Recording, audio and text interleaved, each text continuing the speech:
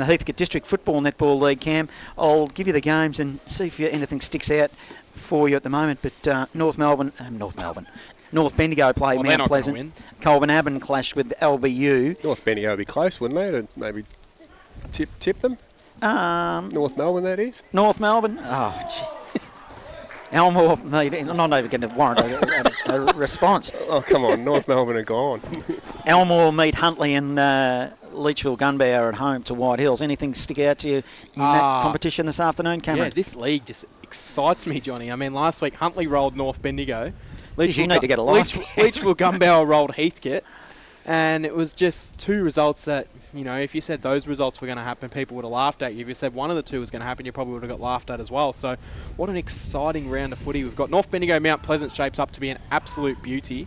And then Elmore against Huntley. Huntley, after that win against North Bendigo last week, will be looking to get their percentage up and going against Elmore, you would think. But Elmore, no easy beats at home. And Leachville Gunbower, they had an impressive win against Heathcote last week, but now they've got another big test against White Hills. So it's a fascinating league, Johnny. It is. We'll keep but you. Yeah, that Leachville Gunbower White Hills game is what I'm going to be keeping a really good eye on. Down at Gunbower today, so Leachville don't play a lot of their games, so should be a really good contest. The one thing that interests me is the plight of Hamish Morecambe. I think he's doing a great job out there with Huntley, so we'll keep an eye on those games. We've got plenty to get through before the start of this big one here at 2:20 at famous Canterbury Park. At three-quarter time, it's 8 minutes into the last, in fact. Eaglehawk are now 2-7-19 to Gisborne 7-5-47. Plenty more to come. We'll take a short break, and after that break, we will have the superstar from the Gisborne Football Netball Club, Jack Reaper, will join us, where local footy lives at Fresh Bendigo.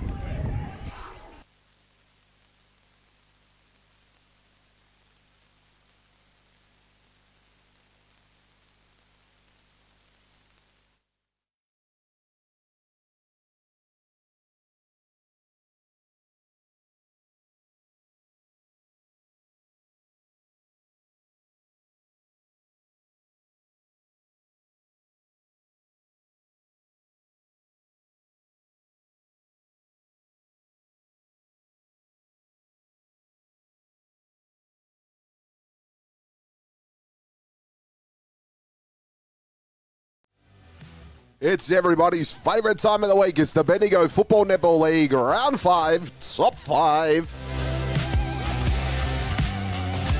And at number 1, it's Jack Lefroy from Kangaroo Flat. A great snap out of the pack and a smart finish.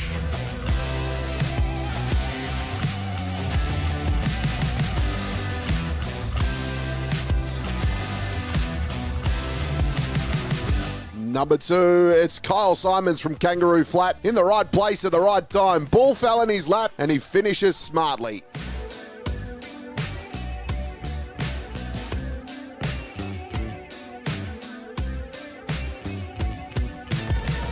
Number 3, it's Ryan Burke from Gisborne here. Collects the ball, then goes around the body, but got poleaxed. But lucky it went through for a goal.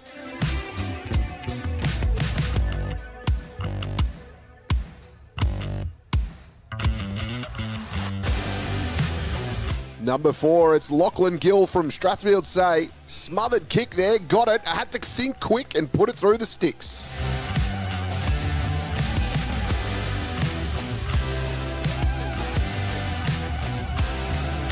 Number 5, it's Riley Wilson from Strathfield Say. Collected it, turned, and then he just put an absolute mongrel towards goals, scoring that one.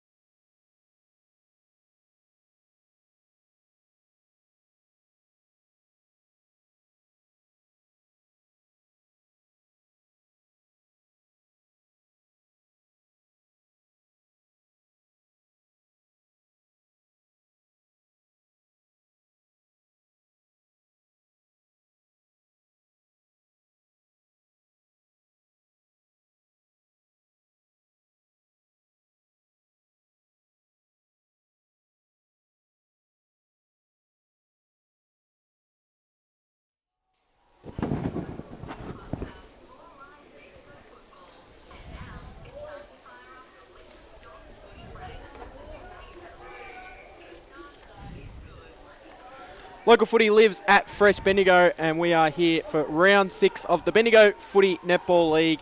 It is Eaglehawk taking on Gisborne from famous Canterbury Park.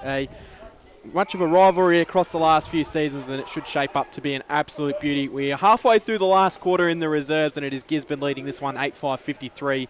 Eaglehawk 2-7-19. We've had a pretty big pre-game so far, and now we're about to be joined by another superstar of the competition, Jack Reaper from Gisborne Footy Club, recently appointed Bendigo Footy Netball League Interleague captain as well. Thanks for joining us. Thanks for having me, lads.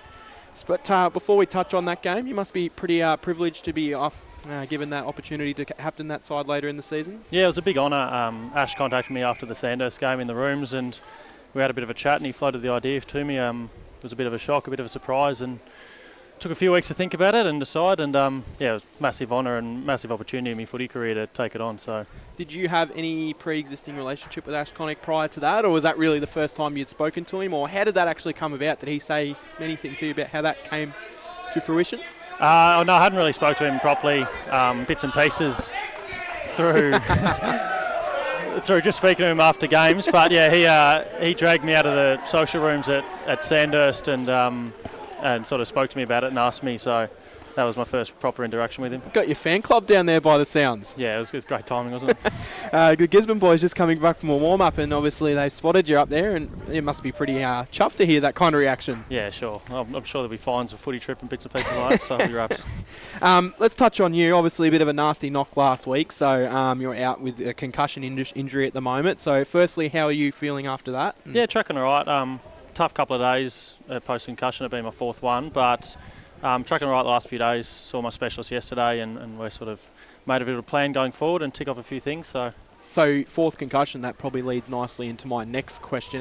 The new rule change from what previously was a 12-day sit-out to 21 days. How do you feel about that? And I think it's perfect. In the past, I think my last one was about 5 or 6 years ago. Tried to train the next week and play the next week, and it was just the norm. So I think it's a good thing to look after blokes' bodies and heads, especially after sort of the symptoms I felt this week, to make it the right call, and you don't want to be messing with your brain, so having 3 or 4 weeks off is the best thing for it. So wish you well with your return, Jack. It's good to have you on board today. This captaincy thing seems to run a little bit easy in your world, so I'll just go through a couple. School footy captain, school captain, Gizzy senior premiership captain, now interleague captain. How are you tracking with that? And you just mentioned that the boys are. I might give them a bit of a heads up. That's probably adds to the fines, maybe. I think. Pat was our premiership captain. Was he? Okay. That Oh, that's right. You were best on, mate, weren't you? Braden Blake was best on. I tried to get you in there, mate, but yeah, Braden had a good game that day. He had a very good day that day. Yeah, it's nice to sort of get recognised and. For those sort of leadership roles. I think it's more so when you get recognised by your peers, so getting picked by the boys as captain for the last couple of years is probably a pretty special thing. And yeah, just chuffed to have this opportunity on July to captain the Interleague team. Yeah, no, it just shows you how deep it is and how close you boys are, Jack. You've been with the Gizzy football club as a junior and moving through, and you can just see how tight your group is, and I think that that's showing this year. Maybe probably wasn't quite there last year, having Scanners back, we spoke to Paddy about that as well, and you sort of got that knit of close mates together, and he just mentioned that Lynchy's nearly the oldest, and I think he's next in line. Yeah, so I think Pat's still second. Yeah, still a young group, and so Paddy's only 26. Yeah, 28 Paddy's, but you have a little vets corner in our rooms at Gardner, a little vets corner for training. We all sit in the same corner. We've had to kick Scanners out because he's only 24, but then we look around and he's probably the 4th or 5th oldest. So yeah, it's pretty cool. Me. Yeah.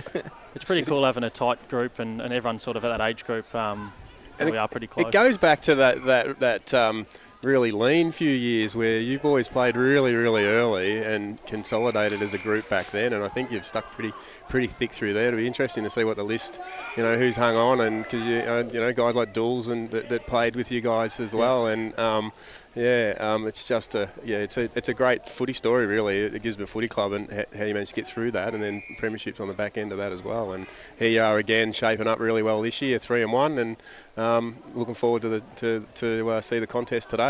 Yeah, indeed. I think the perseverance of those boys in 16, 17, I know a lot of them have moved on, but just having thrown in the deep end as 19-year-olds in 2016 and build the team, build the culture, particularly on the back of Jared Lynch to stepping up as captain.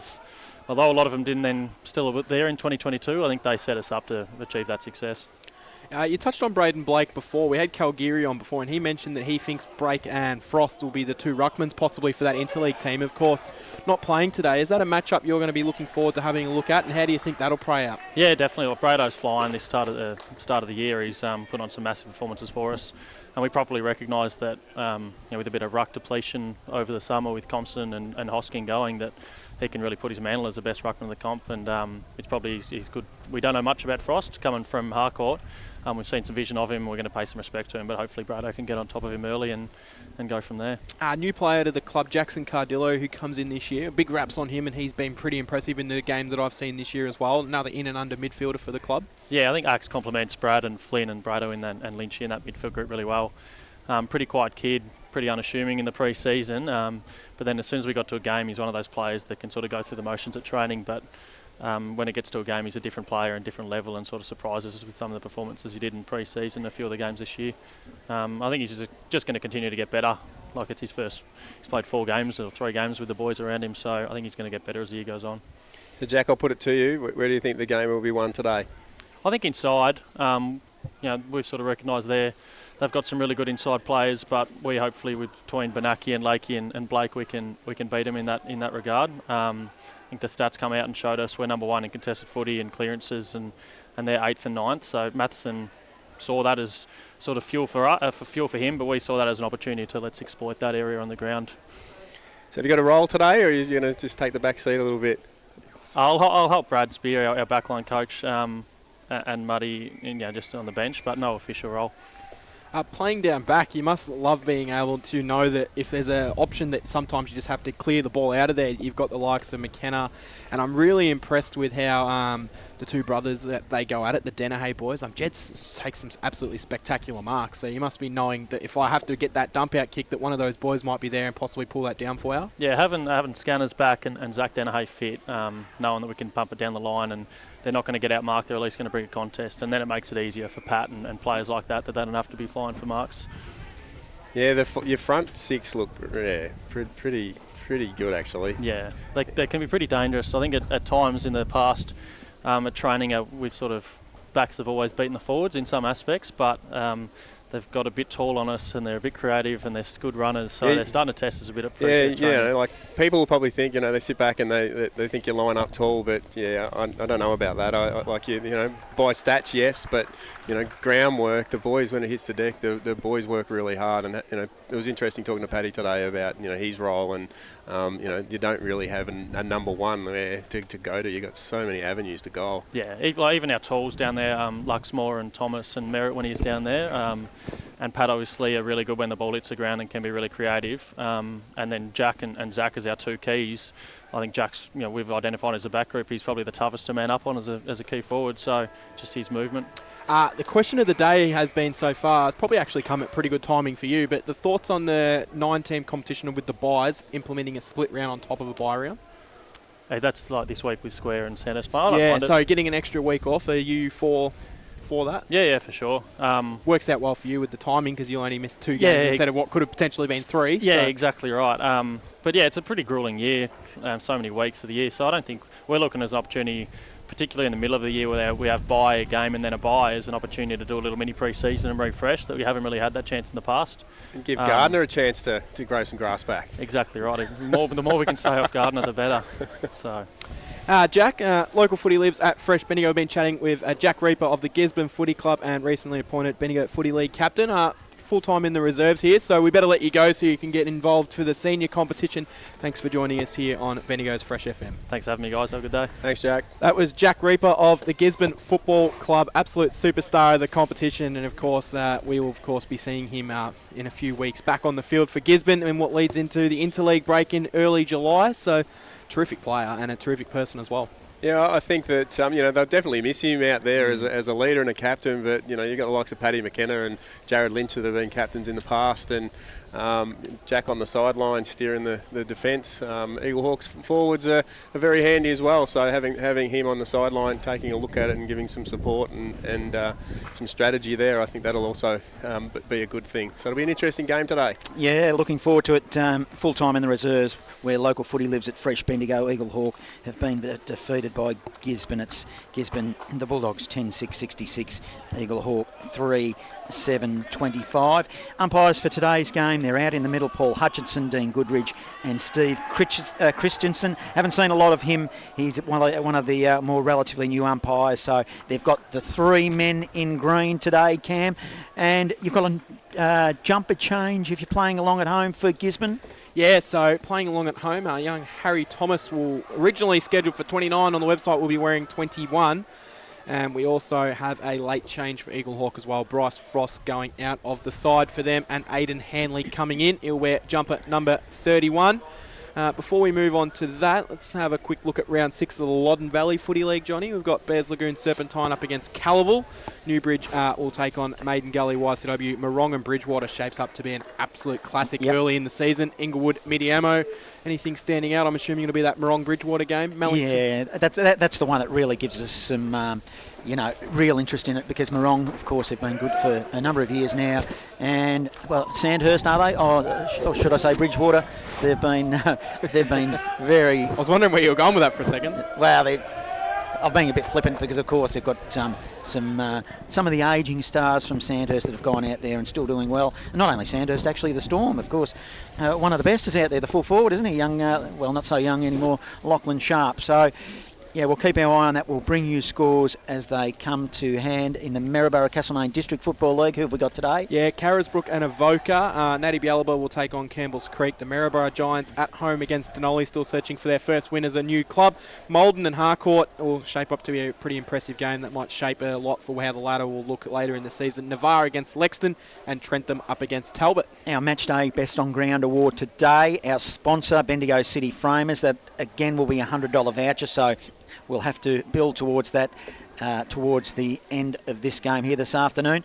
It promises to be a cracker. There's another one we haven't mentioned as yet. The Storm take Kangaroo Flat at Tannery Lane. You wouldn't expect that Kangaroo Flat would trouble them too much, Don, would you? No, it just depends what they bring, really, isn't it? They've definitely... undefeated, the Storm. Haven't done a lot wrong, have they? Yeah, it's...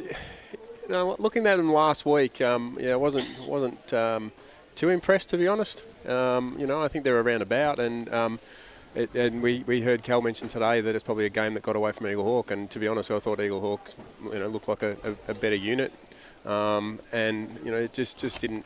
They've got a couple of key forwards, Strath, and I just think that probably Eaglehawk should have Strath. So as we move through, I think, and Cal mentioned that as well. So I'm thinking that I know that they're zip, but I don't know. Only a couple of minutes away from the start of this big one, Eaglehawk and Gisborne. How does it play out in your mind? Yeah, it's 3-1 on the tally. It's just with the outs that Eaglehawk have, and I know that Jack's out, but I just think that they're probably the form team at the moment, Gizzy. Sandhurst is the only team that's beaten them, and it's going to be very, very interesting to see how that ruck contest pans out and the midfields and that forward use. So they're across the ground, they're pretty well matched.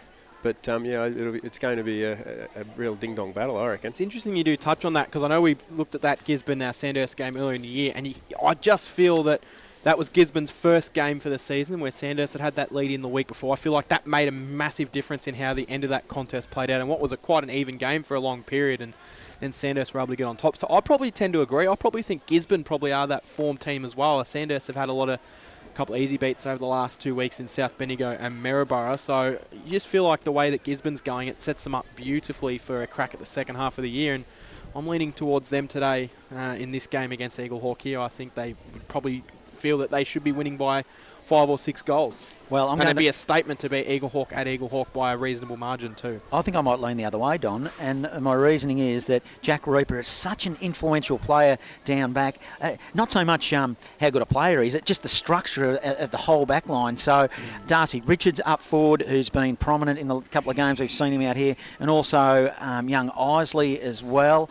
They've got some talls down there, so if delivery into the forward line is pretty smicko, I'm going to tip an upset, if you could call it. Well, it will be an upset, wouldn't it? Well, we talk about, to reference it to AFL, he's almost like that Wiedering in the Carlton backline. You saw when he went down injured, the Carlton backline went to absolute shambles last night. So let's hope that it's not a similar situation for Gisborne here. But you're right, he is such a huge leader and such an influential player. The toss of the coin has been one and done. Johnny, Billy Evans, Eaglehawk has gone in there and won it, and he's going to kick to the Simpsons Road end of the ground, which is the left-hand side of your radio dial if you're listening along at home, or if you want to flip your phone onto landscape, that'll be the left-hand side.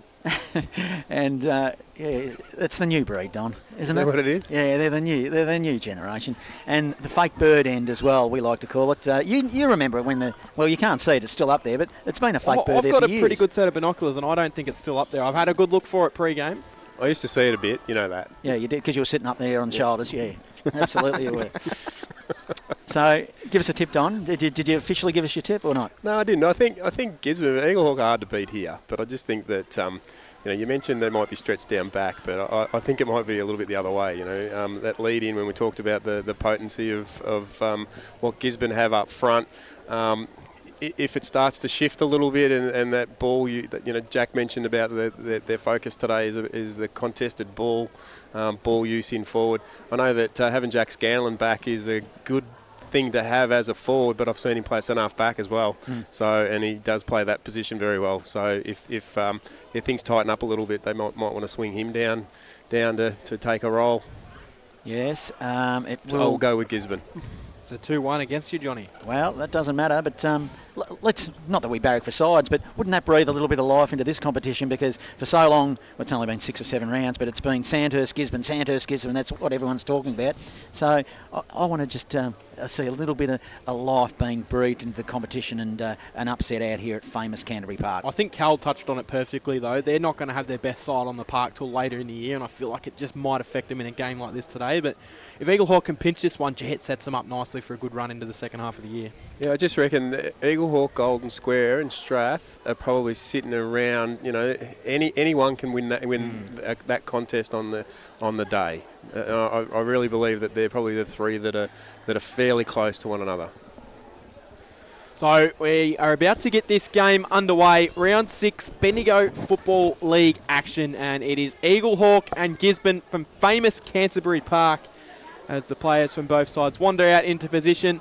Umpire will hold the ball in the air, and we will just about get this game started. Should be a magnificent game. The wind has dropped.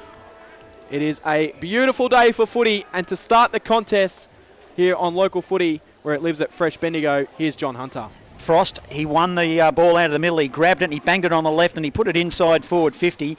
Now ball is in dispute. It's at ground level on half forward. Fumbly footy to start off this quarter. A hurried kick out of the pack by McKenna playing across half back. He kicks it to the outer side wing. The ball bounces towards the boundary line. They've got possession. A little handball over the top. Running will be Johnson. Johnson will go short inside forward 50. 30 out from the Bulldogs goal. But Frost, his second possession, dishes off by hand, and Eaglehawk will send it to the outer side.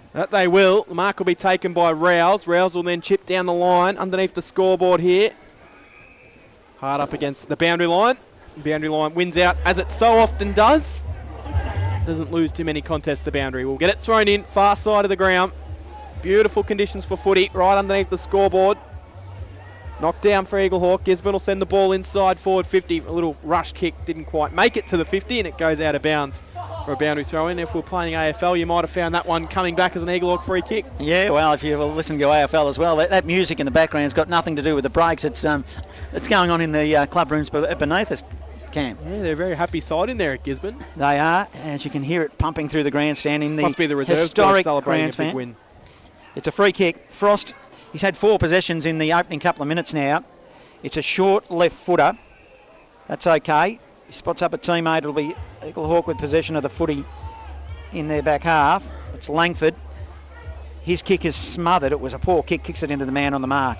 And underneath the scoreboard that says 1.5 minutes gone, all tied up, we'll have a ball in. Be thrown in. About 70 from home. Ball living on that far side of the ground in the first 2 minutes of this contest. Knocked down. No one able to take clean possession. Eventually it spills out. Bennett gets it, goes one way then the other, then puts a wobbly kick on the right, but it'll find its way to a teammate. Marking the ball will be Holmes. And he'll slow things down across half-back for Eaglehawk. He's got an option on the grandstand side. The original tick went for Mullen. It carried over his head and ended up in the hands of Evans. He couldn't take it, but he fought well. Fight out a handball towards Thompson. But Thompson is met by Darcy Young of the Gisborne Bulldogs. They'll battle for it and it'll go over the boundary line. And it'll get thrown in grandstand side here at famous Canterbury Park. Did you see Billy Evans? Yes. That one arm just push over the sideline was amazing strength. So he'll do that all day. He'll keep pushing off all day. Benaki didn't really like it either, I don't think. He gave him a bit of lip on the way through. Yeah. As it's now Lakey on the end of a handball that he fumbled for the Bulldogs and right half forward. He got met heavily with a bump and probably got him high, so he'll have a free kick. Lakey to the city end for the Dogs. No score on the board yet. We've gone 2.5 minutes. Opening term. Lakey kicks it. He just sits it up, but that's a poor kick. It's a poor kick. He's kicked it straight to the opposition and he spotted Ben Thompson, who is deep in his defensive zone for the two Blues. So Ben Thompson has possession. Of course, last game here at Eaglehawk, he was the winner of our Bendigo City Framers Best on Ground Awards. So see if he can put in another big effort this afternoon for his side.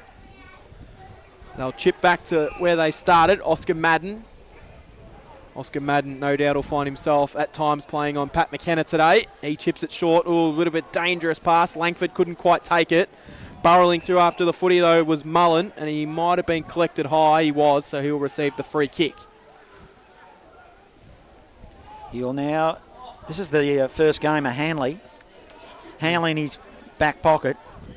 Broadcast side. Geez, the kick gets swung, ended up in the arms of Holmes. Holmes releases now. He has two bounces off half-back. He'll run through the middle for the Borough. Three bounces and then a long kick inside forward 50. Darcy Richards is by himself. He probably got met.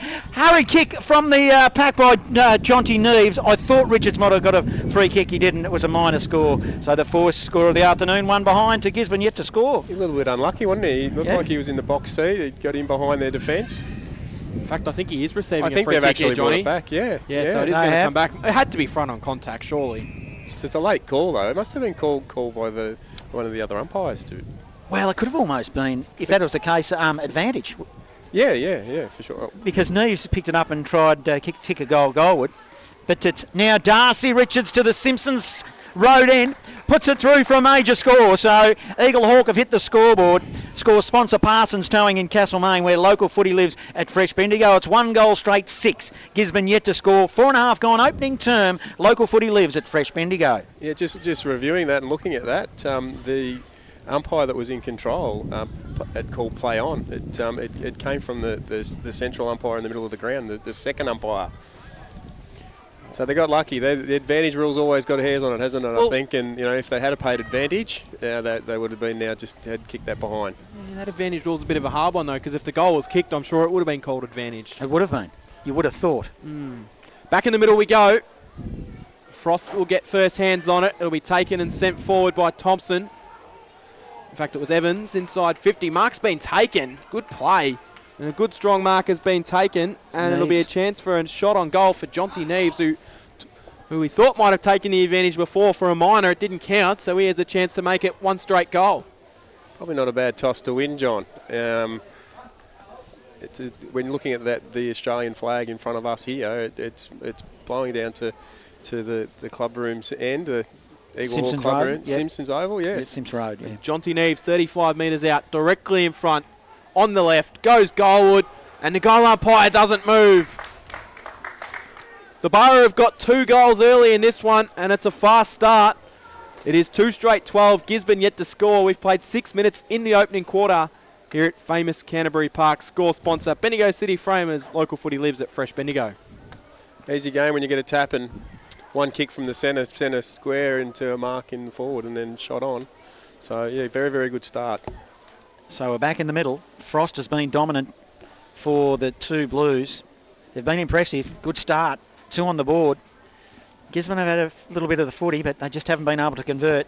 As up they go in the ruck, it'll be Blake that wins it on this occasion. Hurried kick by Lakey that goes inside forward 50 for the Dogs. Shallow did well, Langford. Give it by hand to Sam Thompson. Hurried kick into the middle. His target was Bennett. They'll move it to the outer side. Bennett still involved. He got tackled without the footy. Outer side wing. They're calling for a stoppage. Umpires letting it go. Good bit of umpiring. It releases now. Dogs hurried handball in front. It ended up in the direction of Burke. Now he gets tackled. They're now looking at the umpire, and we will have a stoppage. Ball up on left half forward. Dogs into attack. 2 goals straight. 12 Eaglehawk. Gisborne yet to score. Local footy lives at Fresh Bendigo.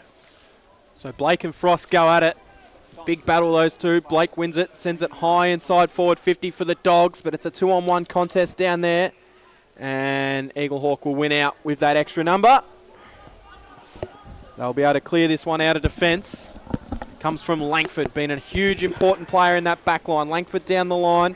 They've worked it up to centre wing. Frost dropped the mark. He probably would have backed himself to take, and now Gisborne have got numbers to mop it up. They'll go corridor, and the mark will find its way into the middle. It's with Pat McKenna, 70 out from home. McKenna comes across the ground towards the grandstand, finds his teammate here, Dylan Johnson. So Dylan Johnson's got it. 80 from home. Not a lot of movement going forward of the ball. He'll chip it across and find the mark which has been taken by Macklin Lord. So Lord can wheel on the left. It's a little bullet pass, which will be an easy intercept mark for Jack Thompson, and he'll clear it back to Ben Thompson. The brothers combining for early disposals here for Eaglehawk. Brothers in arms. Now it goes to the outer side beyond 50. Eaglehawk looking pretty good here. Holmes again. He tries to release. He does. Handball forward to Mullen. Mullen of the two Blues inboard. Goes to Angove. Angove now plays on. He'll go inside forward 50. Neves got caught behind. The ball spills into open territory. 48 from Eaglehawk's goal. The Borough, they're doing well here. Little handball by Roberts. Went to the direction of Richards. Neves gets involved as well. 35 out from goal here. Umpires still letting it go. And we'll have a stoppage. In fact, we'll get a free kick. It's like a free kick. It'll go to the Dogs, and it'll be Flynn Lakey. So Lakey has possession. It's going to be Gisborne to switch across the ground. Mark taken. They've got some options on the far side. One of those will be Dennehay. This is Jed. Jed Dennehay looks to go down that wing position. Friding across and taking a good intercept mark will be Frost for Eaglehawk. He's been everywhere earlier in this contest. Frost chips down the line. Mark's been taken. This is Holmes. He'll look to go inside forward 50. The lead coming out hard for it will be Neves, but he was unable to collect, and it bounces over the boundary line for a throw in. Deep inside forward pocket, Eaglehawk into attack. Simpsons Road into the ground. We've played 10 minutes in the opening quarter. Eaglehawk leading it by 2 straight goals. The Borough look impressive in the opening stages of this game. It's in their forward zone. It's in dispute. Thompson overruns a footy. Hurried kick out of the pack. It was by Scanlon. Scanlon to the opposite side wing to us. Comes off the knees of a Dogs player, and we'll have a ball in outer side. 2 goals straight, 12 Eaglehawk. They lead Gisborne yet to score. We've gone 10 minutes in this opening term. Local footy lives at Fresh Bendigo. It'll be the big ruckman who's doing well so far, well, all season really, is Frost. He's up against Blake. In fact, Scanlon doing the ruck work on that occasion. Outer side wing. Hurried kick. It's with the Dogs. It's a mark. Braden Blake looks like he's gone forward, and Jack Scanlon's gone onto the ball. Well, we've got a whistle on play. There's play allowed to go on. It has. So the ball is marked in the back half. It's with Eaglehawk, and Joel Mullen's got the footy. They look to clear it out. In fact, it's Langford. Sorry, Cam. So Langford sends it down the line. Kick not his greatest, and Gisborne will be able to retain and force a stoppage. There'll be a ball up. So Frost lurking around. And Scanlon goes up. Ball goes back down. Thompson in there for Eaglehawk. Are able to work it out though. Sam Graham got the handball out. They work it up towards centre forward. Good mark taken down low for the Bulldogs. They can look to wheel and go inside forward 50. That they do. That was Braden Blake. Sends it towards goal. It might bounce over the back of the pack. It does. Quick flying shot from Gisborne there from McKenna. Minor score. So they're on the board for their first score of the afternoon, which is a minor. And they are one behind Eaglehawk. 2 straight 12, 11 minutes gone in the second quarter. Score sponsor, JB Re-Stumping. Local footy lives at Fresh Bendigo.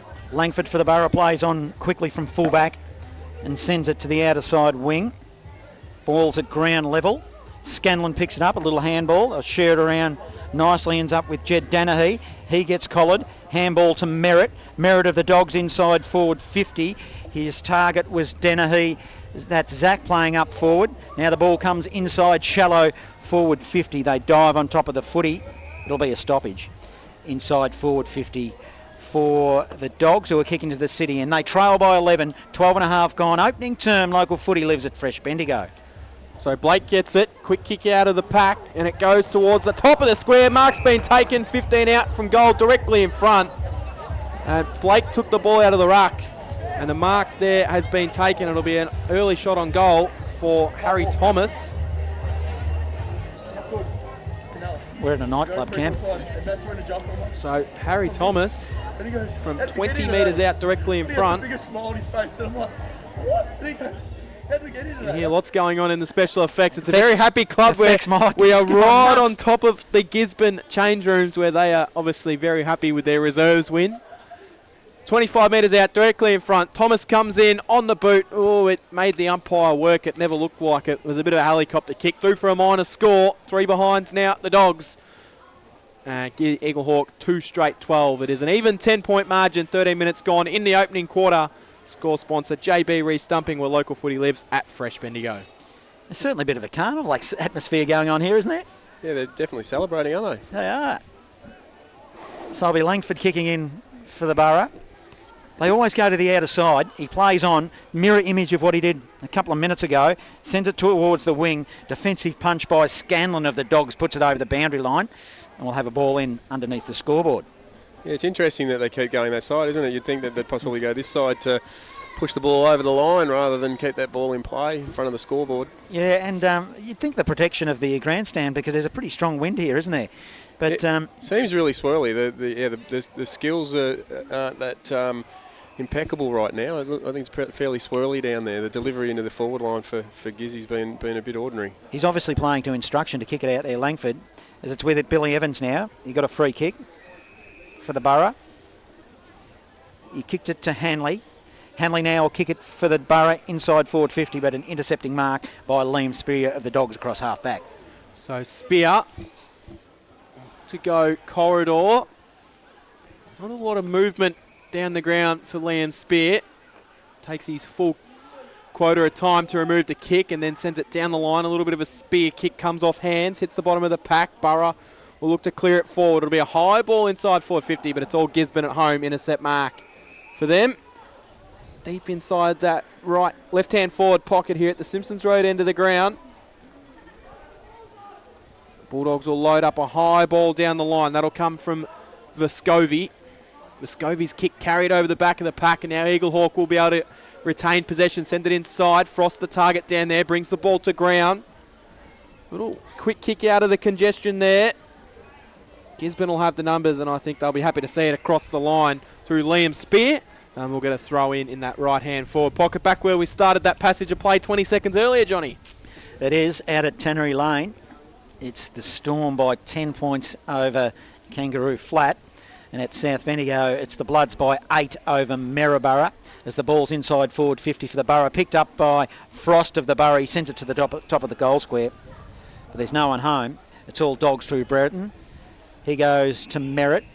Merritt now in the back pocket, looking to bring it down broadcast side, kicking into a pretty strong breeze. In fact, he goes to switched on, so they're looking obviously to play the opposite side. He spotted up his teammate in Vescovi. He tries to send it to the outer side wing. They got numbers, a long high kick, holds up in the breeze. True wings outer side. Eaglehawk will take possession. Angove on the end of a handball. Handball's over the top. It was poor. Scanlon of the Dogs overran the footy. Picked up by Neves. He gets tackled. And on the outer side, we'll have a free kick for a hold. And Scanlon tried to play on for the Dogs, but the umpire said bring it back and start again. So Gisborne will get it. They'll handball quickly. It was a dangerous handball. They might be able to work themselves out of trouble. Isley put on some really good defensive pressure. Eventually the Dogs will bang it inside centre half forward. McKenna's down there. Couldn't take clean possession. Ball hits the bottom of the pack. And the umpire says we'll ball it up 45 out from goal.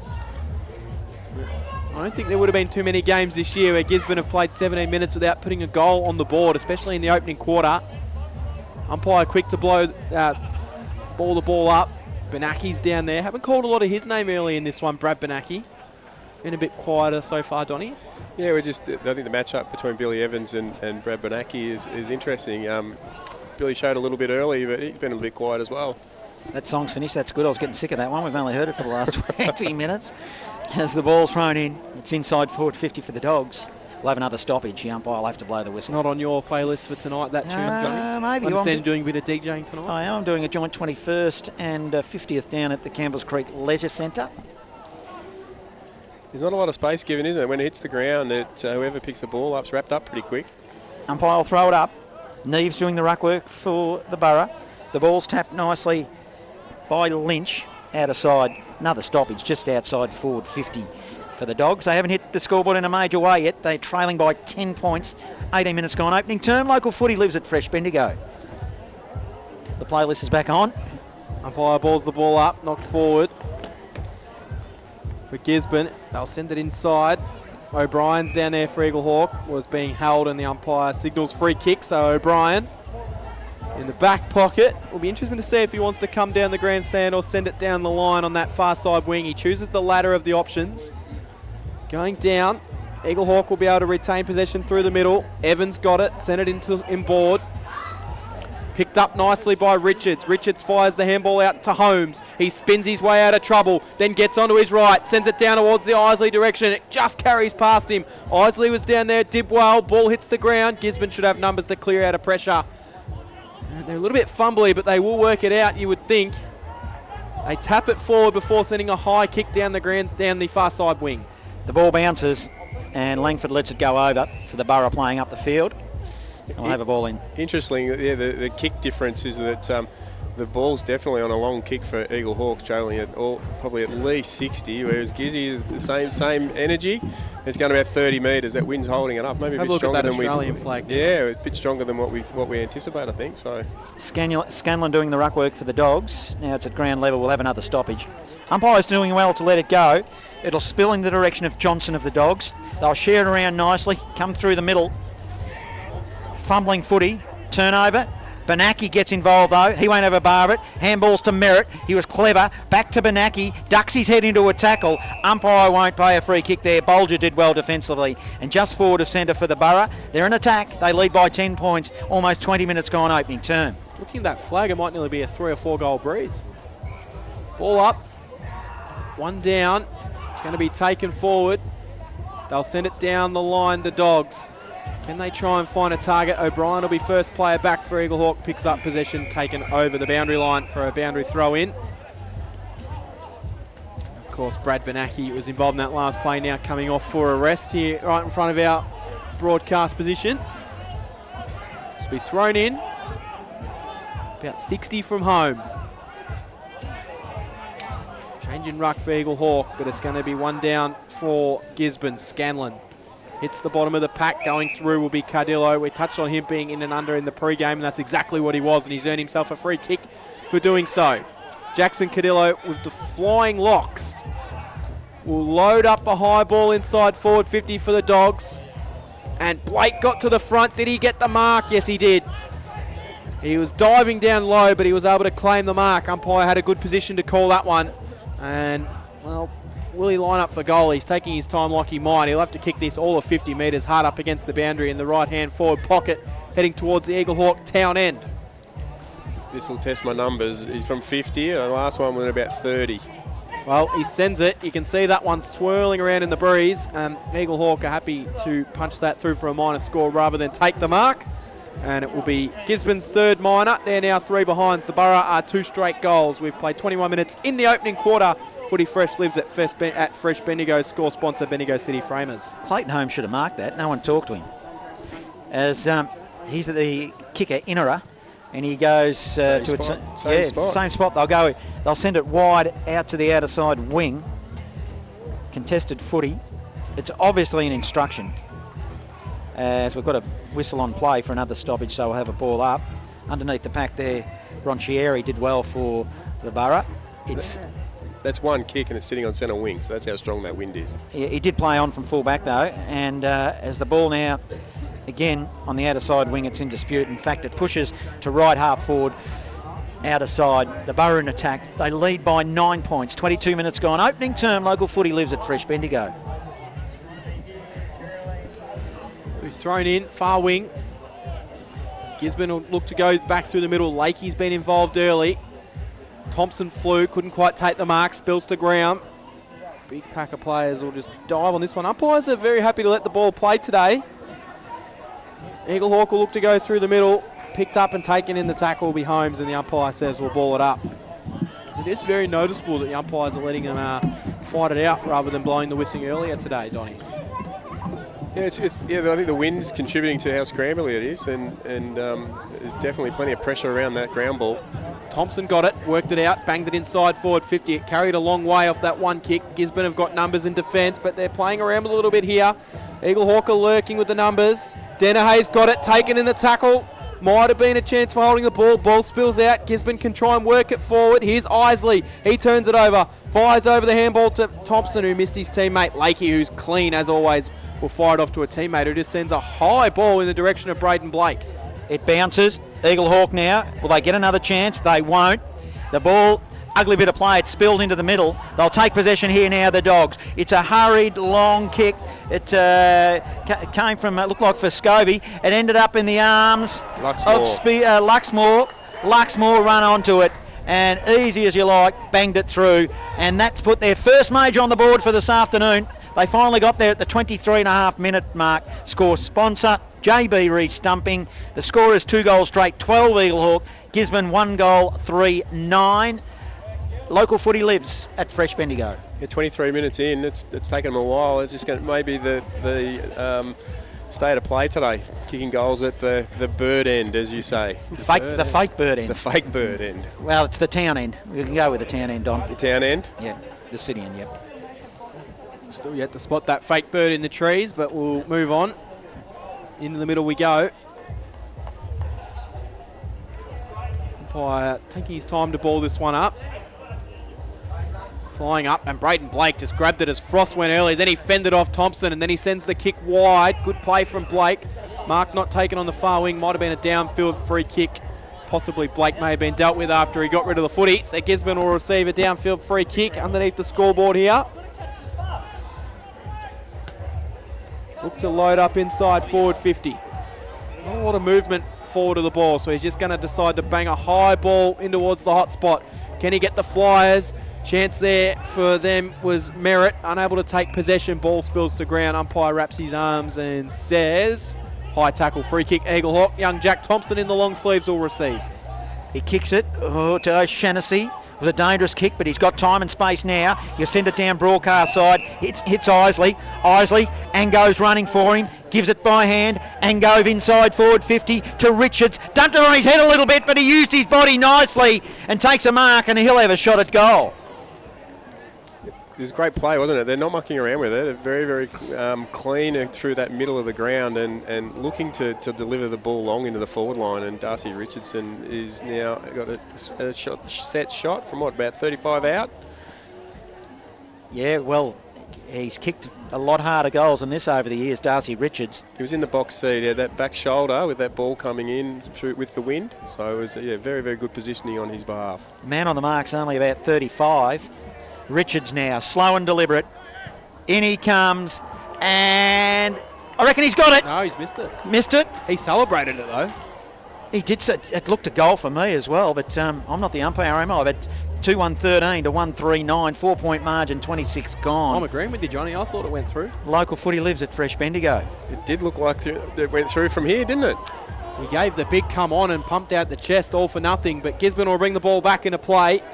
They'll clear it out. Easy job, goal umpire, John, when you think about it. If the celebration's strong, you've got to half think that it's gone through, don't you? Wow. I've always made comment that the posts here at Eaglehawk are smaller than posts at other grounds, and I reckon that plays a bit of a factor sometimes. I don't know if that's just me, but maybe some taller goalposts might be in order here at famous Canterbury Park. Not that we're picking on the ground, because it is a magnificent facility here at Eaglehawk. We are sitting up and against the grandstand here on what is a beautiful day for footy. We'll get it thrown in on the far wing, about 60 out from home for the Borough.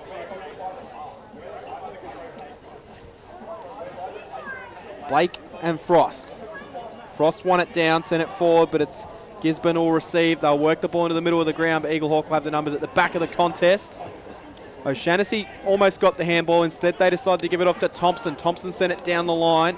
Put Ron Cherry under it a little bit. Gisborne work it out. Sam Graham. Oh, he fumbled at the wrong moment. It's picked up. It'll be sent short from Eaglehawk. That'll come from Rouse. And Rouse's little dinky ball has found its way into the hands of Darcy Richards. And he'll line up from about the same distance, but about 5 metres closer to the boundary in this left-hand forward pocket, kicking towards the Simpsons Road end of the ground. I think we're in a pretty good spot here to judge this one. Well, We got the last one wrong, so let's see how we go this time. basing on that flag right above his head, he'll look to start this one right and hope it comes back. Darcy Richards will come in. He's got 1 goal, 1 so far today. Looking for his second. He does just that, and look at that, coup in the breeze. He turns and celebrates that one before the goal umpire signals.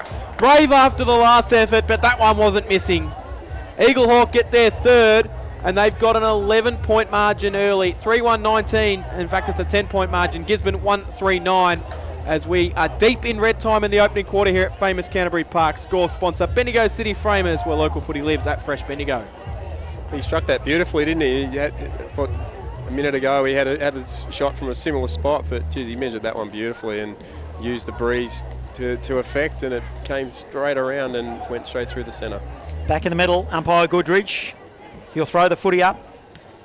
Blake back into the middle doing the ruck work against Frost. Blake grabs it out of the middle, then he bangs it inside forward 50. It skews wide.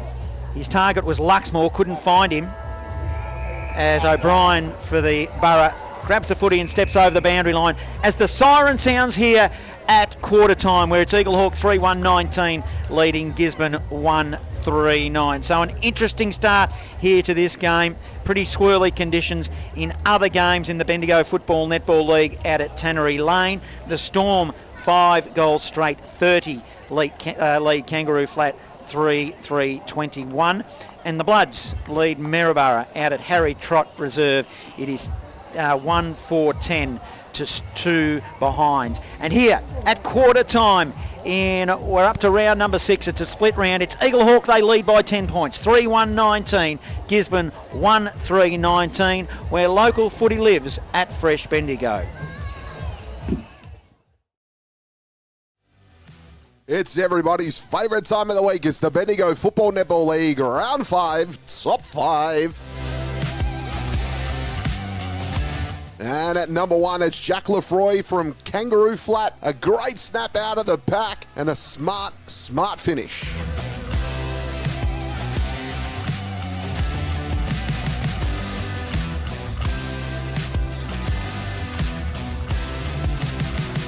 Number 2, it's Kyle Simons from Kangaroo Flat. In the right place at the right time. Ball fell in his lap and he finishes smartly.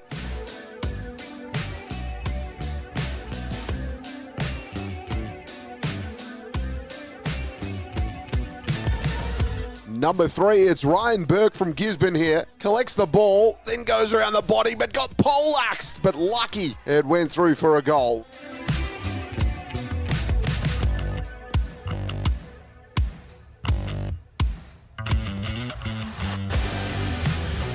Number 4, it's Lachlan Gill from Strathfield Say. Smothered kick there, got it. I had to think quick and put it through the sticks.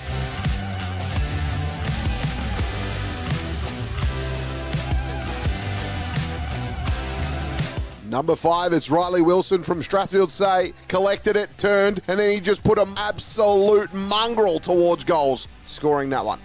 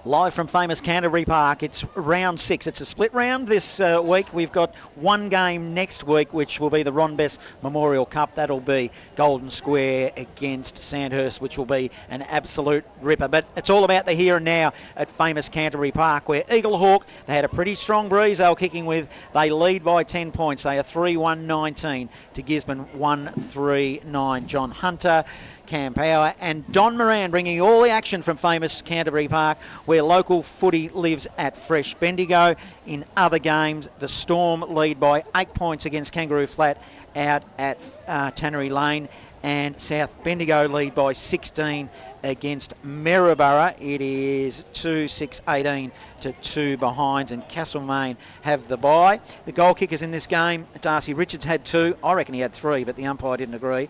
And a single to Jonty Neves, and Harry Luxmore, the only goal kicker for the Dogs. The best players are we doing? Look, it was a bit of a mixed bag for Gisborne. Finn Lakey started really, really well, I thought.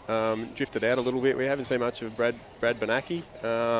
So, a bit of a contest in there with Billy Evans. I thought Jack Scanlon was good. He spent a fair bit of time in the ruck in that first quarter. Braden Blake had gone forward. And Sam Graham, I thought he had a pretty good quarter as well. So, as for the rest, it'll be interesting to see how it goes this quarter, to see whether we can continue and have those players put their hands up. Better players for Eaglehawk so far. I think Billy Evans is battling hard in there. Sorry, Cam. We got that wrong, didn't we? We were going to go the other way around. Yeah, a little bit of on-air production here. That's what I was thinking. You threw me under the bus for a second then, Johnny. You started rattling out the goals, and then I'm like, I better pick some better players for Eaglehawk here. Oh, well, I enjoyed throwing you under the bus. I think Frost has been the most important player so far. I can help you out, Cam. I can help you out. Frost has been superb so far. He's probably been best on ground. And he's rucked the entire for quarter. my liking. Yes. He hasn't had a break. No, he was very impressive. Darcy Richards is being a real prominent target in that forward line. 2 goals, 1 showing plenty, for yes. him, yeah. And I'm also liking the game that Ango's providing, and I think O'Brien's done a few nice things down in that back line for Eaglehawk. You passed that test very nicely. I just made that a little test for you there, Cam. And Blair Holmes has had a pretty good quarter too, I thought. Blair Holmes? Yeah, is it Blair Holmes? What's his name? Blair Holmes hadn't played for Clayton Sandhurst. Blake Holmes. There you go. Clayton. Cross Blair half back. Holmes, He yes. did really well. So just come back to it, John. It'd be interesting to see, put my coach's hat on. I wouldn't worry about assessing Gizzy's quarter too much if I was sitting in that box at the moment. I'd be looking at what Eaglehawk did really well, which was they didn't muck around when they got the ball in quick. Let's get the second term underway, where local footy lives at Fresh Bendigo. Here's Cam Power. Let's see how the wind impacts Gisborne going forward this time. You just feel like goals to that town end will be huge. As Gisborne work the ball up towards centre half forward, it's a big, strong tackle being laid. Umpire crosses his arms and says, I'll have the footy. We'll do a ball up. Umpire Dean Goodrich. Very experienced umpire in the Bendigo Footy League. Going through Benacki. Managed to send a little ball forward. Eaglehawk will try and clear out. They can't quite work it. It's just a little bit of paddle ball at the bottom of the ground. No one able to really, or wanting to take any clean possession. Eventually Eaglehawk work it out. Now they can come down the line. They went to kick off the ground. And instead of going the possession, it was a bit of a mid-air swing from Langford. In fact, it was Brady Rouse. And we'll have a ball in right in front of our broadcast position. I must admit that did feel good throwing you under the bus, Cam. But match report from thanks to Richard Jones. A scrappy game out at the Bloods in Maryborough, typical of two of the bottom of the ladder sides, is the report coming through from that game. But we'll keep the scores coming your way as they come to hand. Yeah, MCD FNL, it is Lexton 3-1-19 to Navarre, yet to register a score in that one. We're camped inside forward 50 for the Dogs. The breeze having an influence in this game, Don, though, wasn't it in the first term in particular? Yeah. Cam mentioned, always that the feels like rule. How many goals is that wind going to assist with? And at this point, we're looking at 3. So it'll be interesting to see whether Gizzy can match that and keep Eaglehawk scoreless. A little bit scrappy here. We're going to have another stoppage. A ball up inside forward 50. It'll be Blake of the Dogs. He tapped it straight to Evans of the Borough. Hurriedly puts it on the boot. He is looking for his teammate in O'Brien. Couldn't find him. Now on left half forward. Dogs in attack. Picked up by Merritt. Merritt is dispossessed. Free kick against. And advantages play, and Frost plays on quickly. So Frost, he sends it down towards Jack Thompson. In fact, it was Jonty Neves, he couldn't quite take possession. Neves has got it, who managed to get a kick. It comes to Darcy Richards. Richards went one way, then the other. Then fires a handball wide, looking for a teammate to run onto it. He'll spin one way. It's Ron Cherry. Chips it short. Oh, Mullen. It's not 15. Wasn't 15. Mullet still managed to work it out. Sent it into the pocket. No mark taken for McGregor. Spills off hands. Ball hits the bottom of the pack. I reckon I've seen shorter ones paid, though. But either way, Gisborne will clear the ball out of defence. High ball. Frost couldn't quite take it. Now Gisborne works out the back. They'll just bang a ball forward. That'll go inside forward 50 all the way from McKenna. Here, haven't we? But there is no one home. Eaglehawk will be able to get their first player back to it, and they'll clear it out of defence from Aidan Hanley. It was a horrible kick, Cam, though, wasn't it? A free kick. Luckily, going the way of Jack Thompson. They nearly mucked that up. Short pass laterally, deep in the defensive zone to Billy Evans. Thompson's taken the long sleeve jumper off at quarter time, so threw me who it was for a minute. It threw me for a little while as well.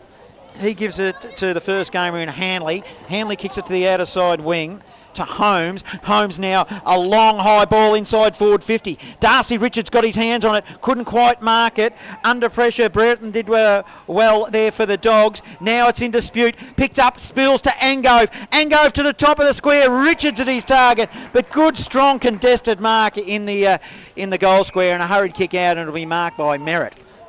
So they come short, do the Dogs. He's got a short ball to spare if he wants it. He thought about it, then he decides to play on. Will clear the kick out towards the scoreboard side of the ground. They'll look to go corridor now, the Dogs. Kick finds its way towards a teammate who takes a juggling mark. Now they'll wheel it inboard. Oh, it was a bit rushed. Gisborne player went hard at the footy. Might have been collected high. Umpire says no, collects his crosses his arms and says we'll have a ball up. Going in hard after the footy there for the Dogs was Ryan Burke. So thrown up, knocked down.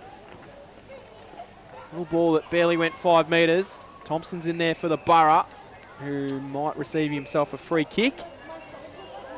Ben Thompson will look to come inboard for Eaglehawk. Plays on quickly, sends it towards the diving lead, and that's a terrific low pass. And Frost, he had to dive a long way to get down to it, but he did just that, hits him on the chest. Plays on. Sorry, Cam, I thought you were taking a spell. It's a mark, a juggling mark that's taken at the top of the goal square. It'll be Jonty Neves, and he was in the right position, right in front, and he'll line them up. Yeah, I was about to say, if Frost has got a leg, if he can get it out the back, which he's managed to, there were 3 Eaglehawk forwards on that back shoulder sitting in the square. I was expecting to have a set shot. Didn't think it was going to carry, but there's a good mark in the end by Neves. We've got that pretty strong wind there too, Cam, to worry about. Jonty Neves, city end, slowly, laconically kicks it behind. He just took that far too easily. You could see he was going to miss it. You've got to take those chances against the breeze. Oh, gee whiz. 20 playing 9, 5 minutes gone, second turn. That's a coach killer, Don. Yeah, for sure. Yeah, it was so difficult for Gisborne to score at that end, and he had an absolute gift, didn't he? So Shapano got it in the back pocket, then chips it back to the goal square. Now they'll clear it out. Just seems like maybe it's an instruction to look to play that scoreboard side, as has been majority of the play down that wing today. High ball down the line.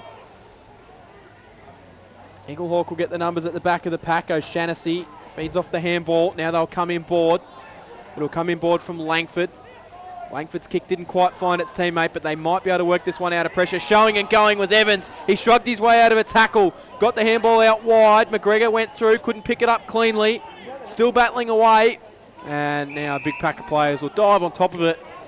And he was lucky not to get going holding the ball, but his strength that was mentioned earlier come to fruition there. Umpire Goodridge will ball it up.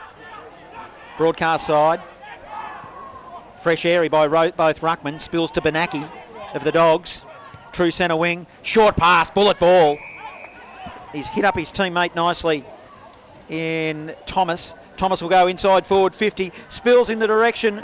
I reckon who's got on the end of that? Was it McKenna on the end of it? Yes, McKenna, it was Paddy, yep. Paddy McKenna on the end of it has slotted one against the flow, really. They had a chance gone missing. Jonty Neves at Eaglehawk, and they've paid the price here. So it's 3-2-20 Eaglehawk. Gisborne 2-3-15. 7 minutes gone. Second term score. Sponsor JB Restumping. Local footy lives at Fresh Bendigo. When you get an opportunity to put one on the board kicking against the wind, you need to do so. So I agree with you. Neves really has cost them there. You don't give Paddy a chance. back shoulder, managed to turn his defender around and kick an easy goal in the end. Back in the middle we go. Blake won it down. Free kick was paid. Gisborne take the advantage. They'll go inside forward 50 from Jared Lynch, and he's found his way to a teammate. The advantage was paid, and it's going to result in a shot at goal for the Dogs. All players stopped then. How can that be? Might be Thomas there with the ball, I think, Cam. Yeah, he'll line them up from about 50 metres out by the time he releases the ball. That might be a pivotal moment, that moment of the boundary. It just seems the momentum swung, isn't it? Early to go that way, but yeah, we'll have a chat at the end of the game about that one. That might be the moment. And he comes on the right, sends it goalwards. Many moments in a game of footy, John. But let's record that one and we'll see whether that one pops up. We'll put an asterisk beside it. Yeah, for sure. Harry Thomas unable to convert. 2-4-16, the Dogs. 3-2-20, Eaglehawk. We've played 8 minutes in the second quarter. Eaglehawk leading this one by 4 points. Score sponsor JB Re-Stumping. Local footy lives at Fresh Bendigo. Well, Langford for Eaglehawk will play on from fullback and he'll bring it broadcast side. They'll set themselves. Isley was the target. Front and centre. Frost getting involved. They're sharing it around. Thompson as well. Short pass over the top to Isley. True centre wing. Broadcast side just in front of us. They lead by 4 points. 8.5 gone in this second term. Isley, short pass, it's horrible. He kicked the ground, I reckon. Now it's caused a turnover. Banaki swoops on it. He'll go inside forward 50 and mark that down as another pivotal moment, Don Moran, as that was a very, very costly error, which now sees Luxmore having a shot at goal for the Dogs.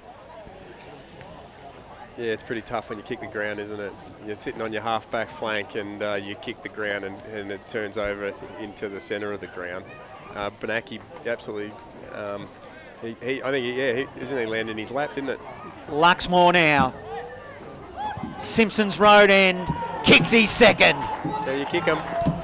As they will take the lead now, the Dogs. They go to 3-4-22. To 3-2-20, a 2-point margin. 9.5 gone. Second term score sponsor Parsons Towing in Castlemaine, where local footy lives at Fresh Bendigo. It just hurts, doesn't it? Everyone was pushing forward to the ball from Eaglehawk there, and then that turnover leaves a wide open forward line for Gisborne, and Brad Banaki hits Harry Luxmore lace out. Yeah, silver service there. If you can get it like that, John, why not? So back in the middle. I've noticed Jack Scanlon's going into the ruck for Gisborne. Frost wins it down. Scanlon was able to get it though, fire it out wide. Evans' kick was partially smothered, so it spills back into his direction. Still battling away. Well done by Scanlon. Paddled it forward. Now it works out backwards. It's with Merritt. Merritt danced one way, then the other. Sends a high ball on the right. Inside forward 50. Coming out, unable to take the mark there was Luxmore. Spills to ground. Lakey stepped way through, gave it off to Luxmore. Luxmore fires goalwards. He's got his third, and he's got 2 in a row. And the Gisborne Bulldogs are starting to roll now. 3 goals for Luxmore. 4-4-28 the Dogs. 3-2-20 Eaglehawk. 10.5 gone in the second quarter. The Dogs by 8 points. Score sponsor Jason Westcott, builder where local footy lives at Fresh Bendigo. You've got to love midfielders that push forward when that goes in high. Luxmore's contest, not outmarked, brings it to ground. Finn Lakey's work effort from the middle to get to that crumb. And the beautiful spin, then got it back to Luxmore. Providing a target down forward, isn't he? Luxmore, we're out to 8 points. The Dogs kicking to the Simpsons Road end, which is the end which has the advantage according to the breeze. Lakey got one off Banaki, who was working hard in the middle. Now the Dogs go forward in the direction of Danahy. Ran underneath the footy. Now it's camped at 50 metres out from the Dogs' goal. They dive in on the top of it. Whistle on play. Might be a free kick. No, umpire's letting it go. It will be a stop. No, it's a stoppage. They're all running to it. And we'll have a ball up. 8 point margin. Dogs leave. 11.5 gone. Second term local footy lives at Fresh Bendigo. So the Dogs will get a free kick. They'll send it inside forward 50. Mark's been taken. 50 from home. It's going to be a tough shot at goal.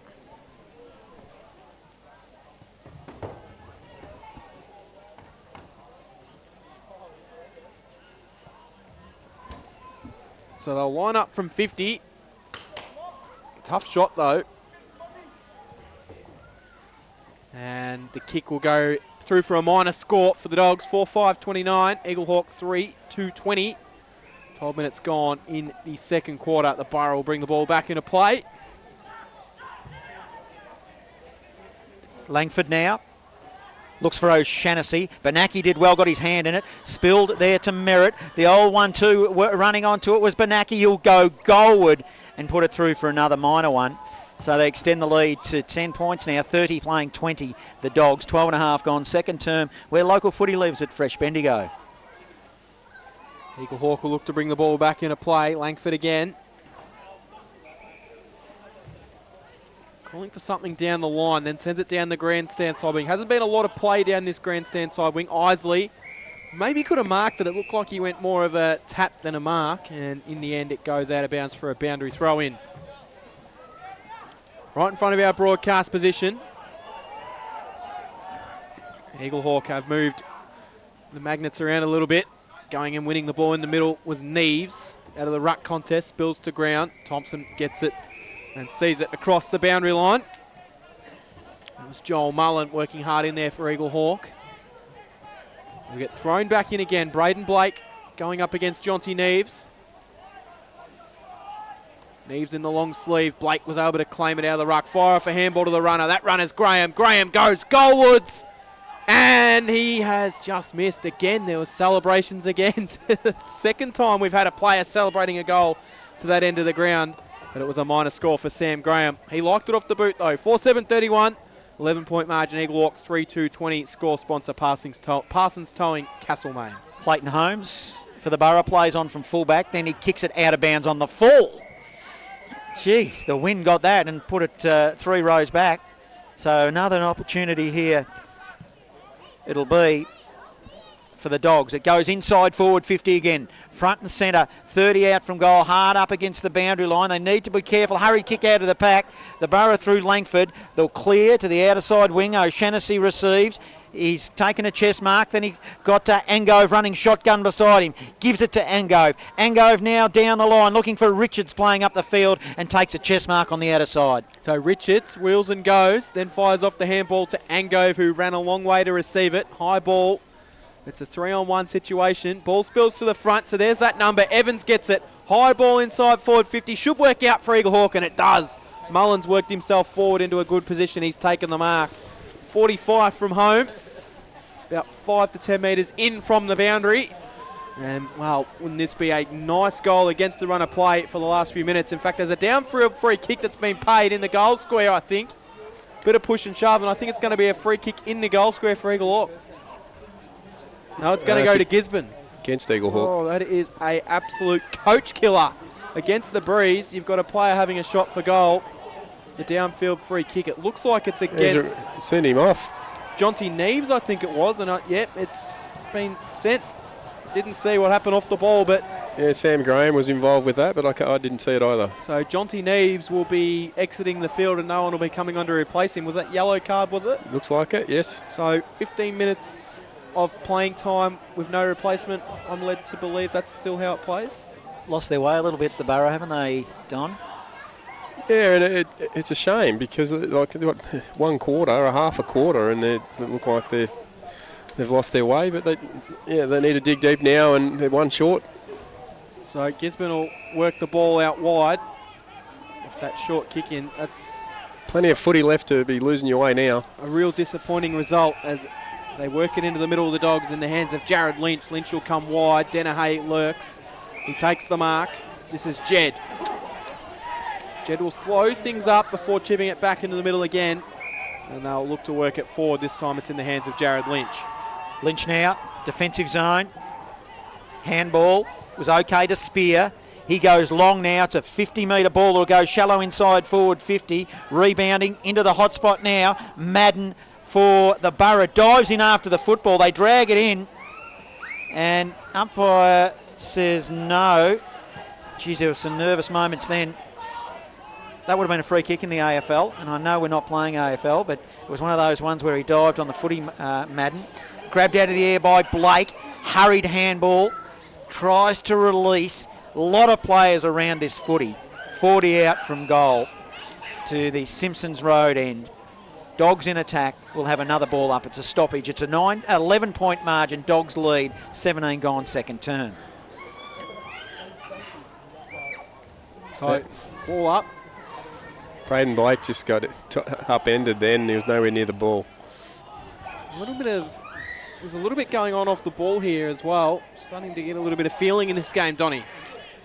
Yeah, well, as John mentioned, I think they're losing their way, Eaglehawk, with the better side. So I don't know why they're starting to attack the body a little bit. Frost won it, sends it out, but it's going to come straight back in from Danahay. Chips into the pocket, couldn't quite find its teammate. Spills out wide, lurking down there is Darcy Young.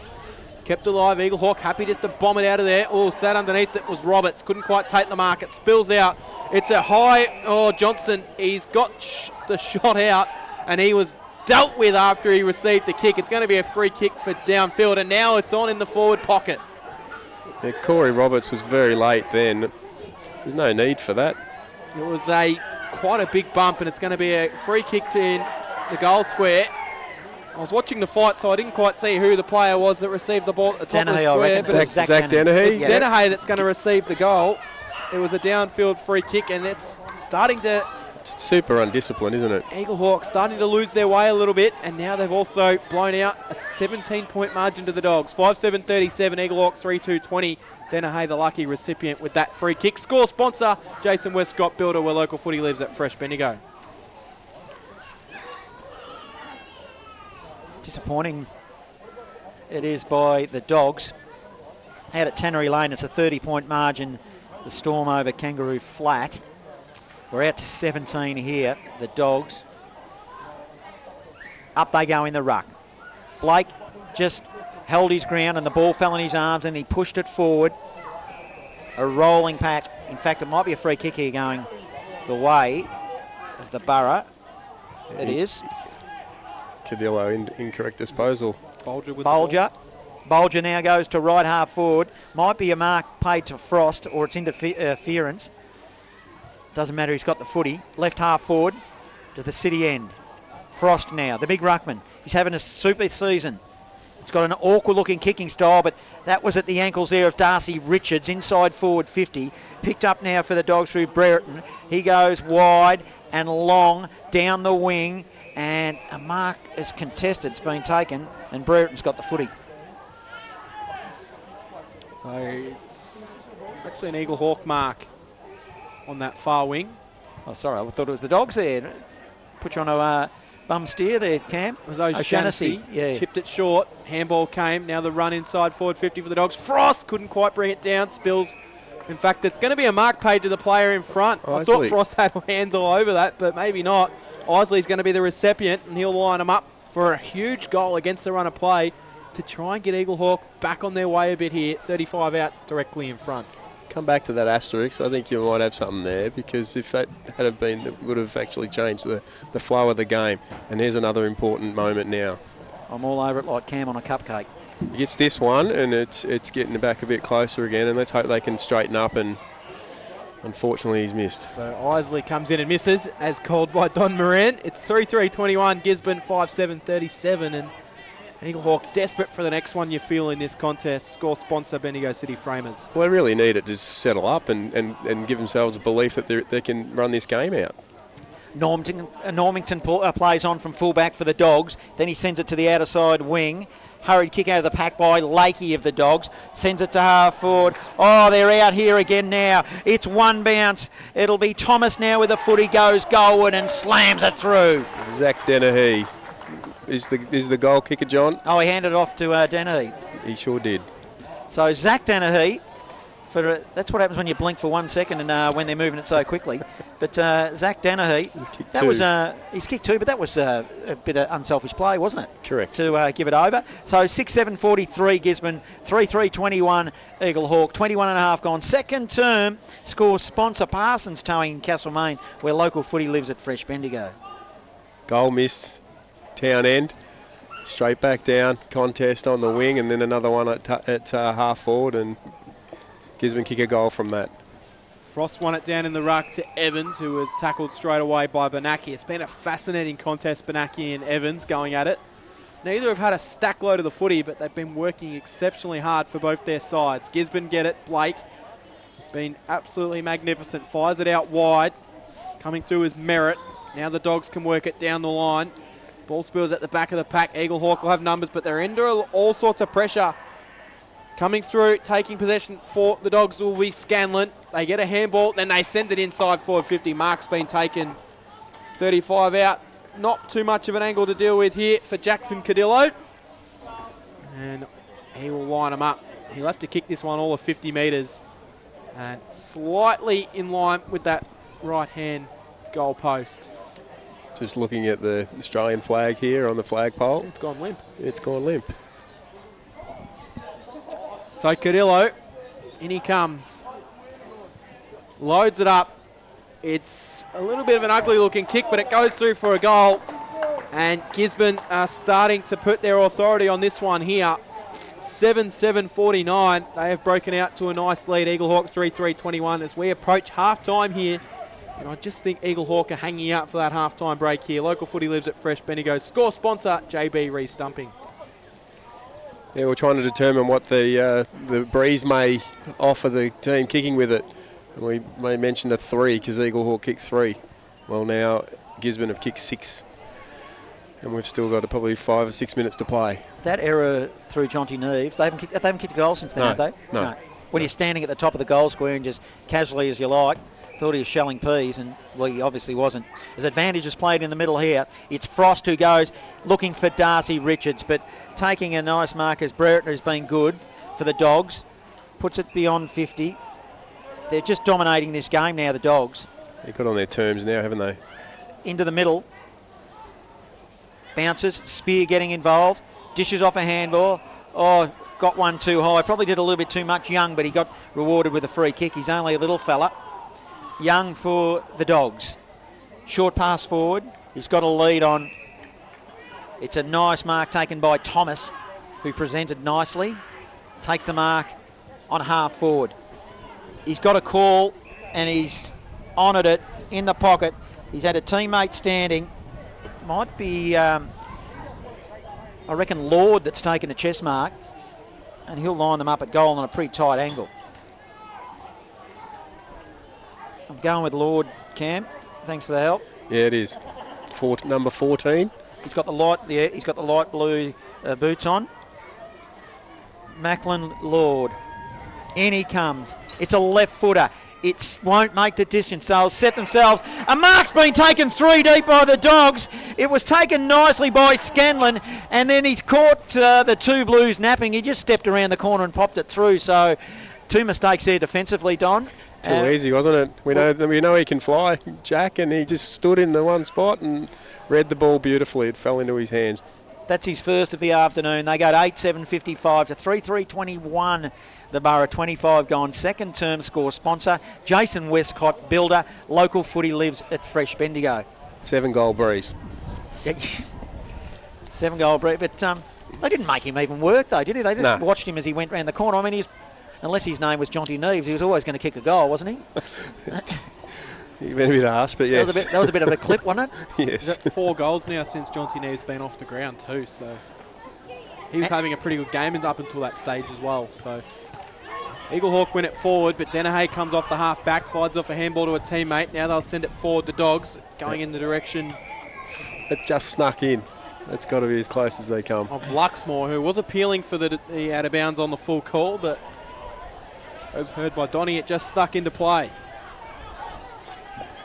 They need a little bit of luck to go their way, Eaglehawk. Coming up. It's one down. Benaki just squeezes through. Kick just found its way over the back. Eaglehawk should be able to work this one out through Langford, who spins his way out of trouble. Just tried and almost span back into trouble then, Cam, but he had enough time and space. He puts it beyond 50. Roberts swoops on the ball for the Borough, but it's a stoppage as he's tackled with the footy. At Harry Trott against Maryborough, the Bloods, they've kicked away. It's a 58-point margin, so any thoughts of an upset out there is not going to eventuate. It's just a matter of how far now. As the ball is on forward 50 now for the Dogs. It's a whistle on play. Lakey tried to do too much. Free kick has been given to Jack Thompson. Thompson in his defensive 50. Oh, short part forward. It come off the instep and goes out of bounds. Oh, that was a nasty little kick off the boot. No harm done. All it'll be a ball in. Do you think 27-minute mark at the 50, defensive 50, and you put it out of bounds? Off the instep, a little dinky kick that meant nothing. It's probably one you want to catch rather than put it back into dispute. MCD FNL update, Malden 28 leading Harcourt 21, early stages of the second quarter there, so potentially an upset brewing. Right half forward now, Dogs. Stoppage. Dogs in control here, 55-21 at the 28-minute mark. Blake wins it, then puts it inside forward 50. He kicked it up the chimney to no real advantage. Lakey, good strong tackling from a forward perspective, causes another stoppage. And in the forward zone, in attack the Dogs. They lead 55-21, 28 gone. Second term, local footy lives at Fresh Bendigo. Around the grounds, MCD FNL, this might be the day for the Maryborough Giants, Johnny. They are 6-2-38, Denali 2-3-15. So the Maryborough Giants, a new merger out there looking for their first win, have got a handy 4-goal lead early stages of that one in the second quarter against Denali. Wouldn't that be a huge upset? Denali currently sitting fourth on the ladder. Back here at famous Canterbury Park, the Eaglehawk have worked it forward. Roberts has got it 55 metres from home. He will wheel onto his right foot and he sends a ball in, going back and taking the mark, playing on and hitting the post. Oh, Bailey Isley could have gone back for a simple set shot. He plays on and dribbles it straight into the post. That sums up Eaglehawk's quarter so far. Gisborne will quickly bring the ball back into play and they'll chip short and find Sam Graham. 22 playing 55, 29 gone in the second quarter. Graham determined to switch it to the opposite side, put it in the path of Danahy. Will Isley get another chance? He won't. He picked up the football and he was tackled well by Danahy, but I can see why Isley played on though, Don. I mean, he had the momentum and he was only a couple of metres out from goal, but hurried it, didn't he?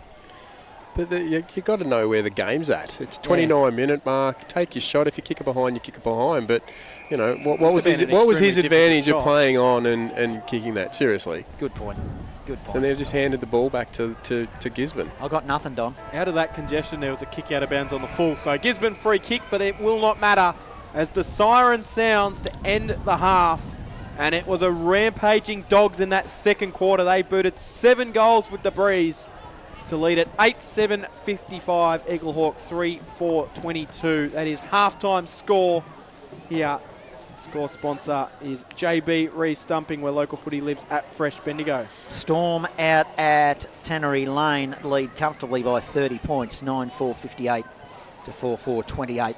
The Bloods at Harry Trott, a 58-point margin, 9-6-60 to Maryborough, 2 behinds. And Castlemaine have the bye today. And here at half-time, it is Eaglehawk trailing 3-4-22 to Gisborne, 8-7-55. And they'll go back into the rooms, Don, and they'll be disappointed. I reckon the coach, none more so than him, because they had the game pretty much on their terms for, well, the first 5 or so minutes, and then what happened? And they just lost their way a little bit, and that was the tempo and the way the game was going to go due to the conditions that we've got. We've got a strong wind blowing down, favouring one end, and the game was always going to be a game of quarters. Eaglehawk just needed to hang in there and play a little bit of keepings off, hit the scoreboard when they can. They had 3 chances from the goal square, basically, that quarter, to kick goals, to kick 3. So that 3 would turn that into a 6-goal, 2-goal, maybe a 3-goal difference right now, and they were all gettable. They were from the square. They were just, so, you know, you talk about take your moments in football, and considering that Gisborne only kicked 1 into the wind, Eaglehawk had an opportunity to kick 3, and they failed to do so, and now they've really got their work cut out for them now. The game is, as I said, it's in quarters. This third quarter, you'll see that, you know, if Eaglehawk have a really, really good look and get their setup right. We noticed that Darcy Richards was a very, very strong focal point up front and got good ball. And he's going to get plenty of that now, so they just need to believe that they can do that. Around in the MCD FNL, Johnny, Lexton 5-1-31 to Navarre 2-2-14. And it is Trentham 5-4-34 to Talbot 2-2-14. And I mentioned before, the Maryborough Giants, they are leading 38-15 against Denali, and they are looking for their first win as a club in the MCD FNL. Will today be the day? Local footy lives at Fresh Bendigo. And Don, there are a number of little points that stick in my mind, and I'll rattle them off for you that just showed the mindset to me where Eaglehawk are at. Jonty Neves stands at the top of a goal square to the city end and kicked the footy as if he thought it was going to be the easiest thing ever. Kicks it behind. Not long after that, Isley in front of us. He went to go inboard. A lazy little kick as well. Kicked the ground to cause a turnover, which caused a goal for Gisborne. Isley again at the top of the goal square plays on very, very quickly, and you're right, you straightened me up with it. He should have just realised what the state of the game was. So there was another goal missed. And even one of the Thompson boys, I'm not sure which one it was now from memory, but he was on the outer side, and he just a dinky little kick towards the boundary line off the instep instead of clearing the area. So that just showed a consistent mindset to me. That once it just seemed to snowball from one little error, from one to the next, and it all just amplified as it got as that quarter just rolled on. It's game IQ, isn't it? Like you can only get that by playing and having leaders out there. Cal Geary not being out there, maybe he was out there today. Those moments might have been taken and they've settled with that. So you just mentioned those three key moments in the game that's really hurt Eaglehawk. I'm not going to fat shame anyone. Somebody's rubbing their stomach there. What's that mean, Cam? Just line off one of those burgers, I reckon, for the halftime break. I reckon you would. It is the halftime break, which is a disappointing Eaglehawk.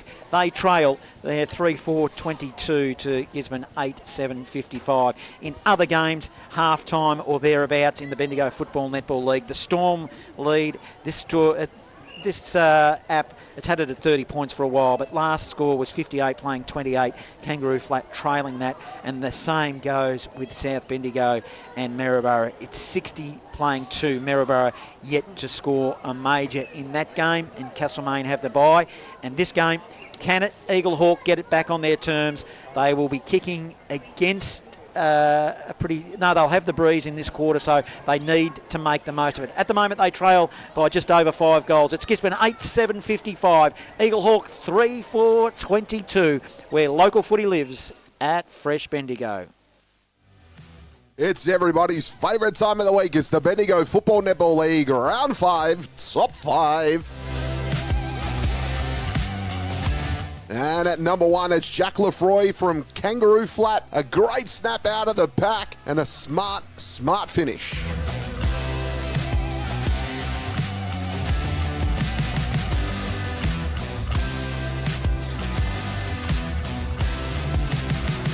Number 2, it's Kyle Simons from Kangaroo Flat. In the right place at the right time. Ball fell in his lap and he finishes smartly.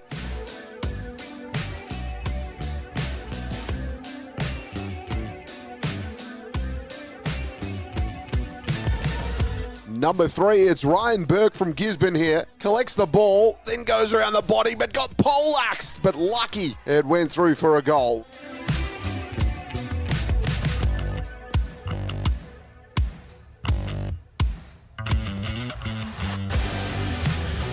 Number 4, it's Lachlan Gill from Strathfield Say. Smothered kick there, got it. I had to think quick and put it through the sticks.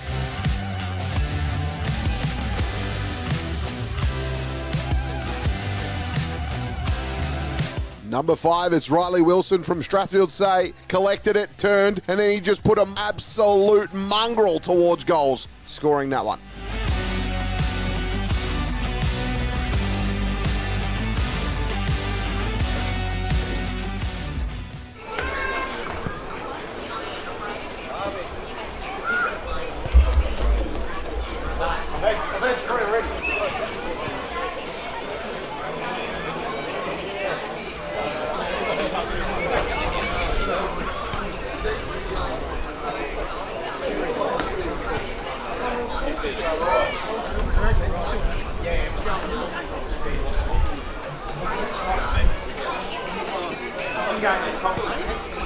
I'll just look after this. No, mate.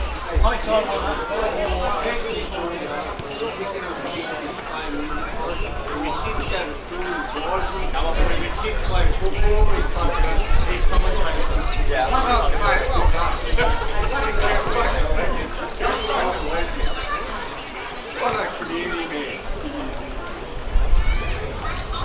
Hey, I reckon I was there.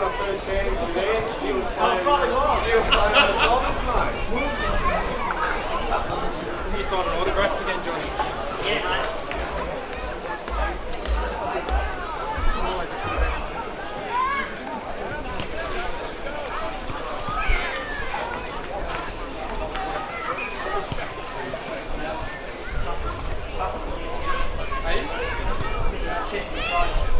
Honey, help.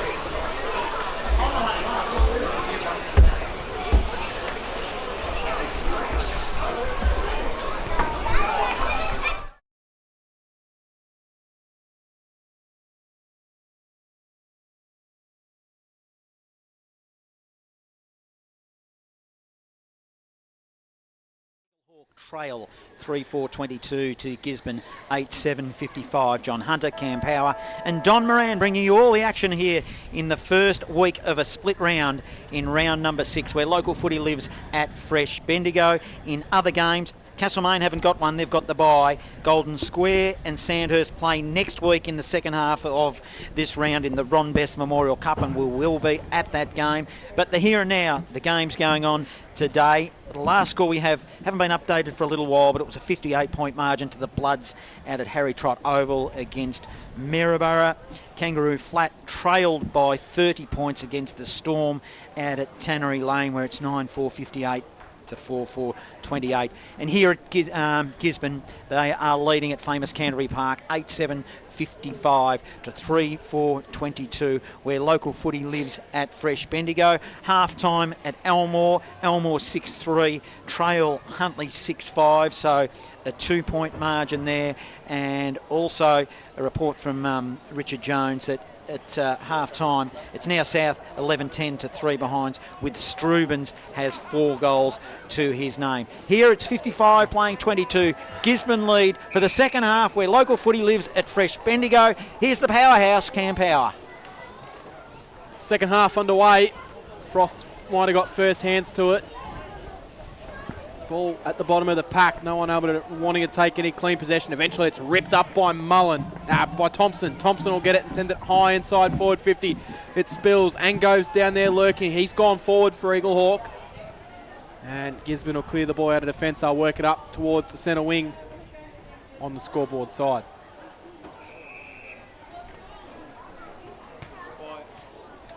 Umpire will ball it up on the outer side. You with us, Johnny? Yeah. I kept getting those bloody phone calls. Do you get them during the day? And I'm starting to get them on a Saturday as well now.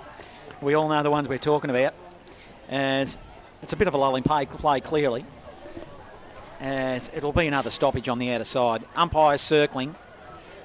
It's in the forward zone. So wasn't your mum calling? Or? No, they're trying to sell you stuff and, all that kind of stuff. That kind of rubbish. Take it away, Cam. It's a bit of a lulling play. It's a stoppage. They don't know you very well. Why would they be ringing you? You haven't got anything. No, well, that's right. Well, Johnny still has his first dollar frame, doesn't he? Yeah, he does. It was a note too, Cam. You wouldn't even remember those days. You weren't even around. He's still got his pit pass that he still uses. Yes, and presents everywhere he goes. Ball up again. What is going on in the footy here? It's just been ball up, hit the bottom of the pack, ball up, we'll do it again. No, well, at the end of the day, this is the quarter that Eaglehawk should have put up. Just make a contest of it, keep the scores down, but they didn't do it. Well, Gisborne will be content with how it's going at the moment as they've run down about a minute and a half a clock, and I think there's maybe been 5 possessions in that minute and a half. Gisborne will work the ball into the middle this time. Now we get a clearance from that little bit of passage of play. It's going to be a chance here. They'll send it inside from McGregor. Low ball finds its way to a teammate, Mark Taken. 25 out directly in front will be Bailey Isley. And boy, oh boy, if he kicks this, Eaglehawk will get that fast start that we said they needed, Don. Yeah, Zach Dennehy coaching moment at the 2-minute mark of the third quarter. Bend your knees, son, and scoop that ball up with both of them. Isley comes in.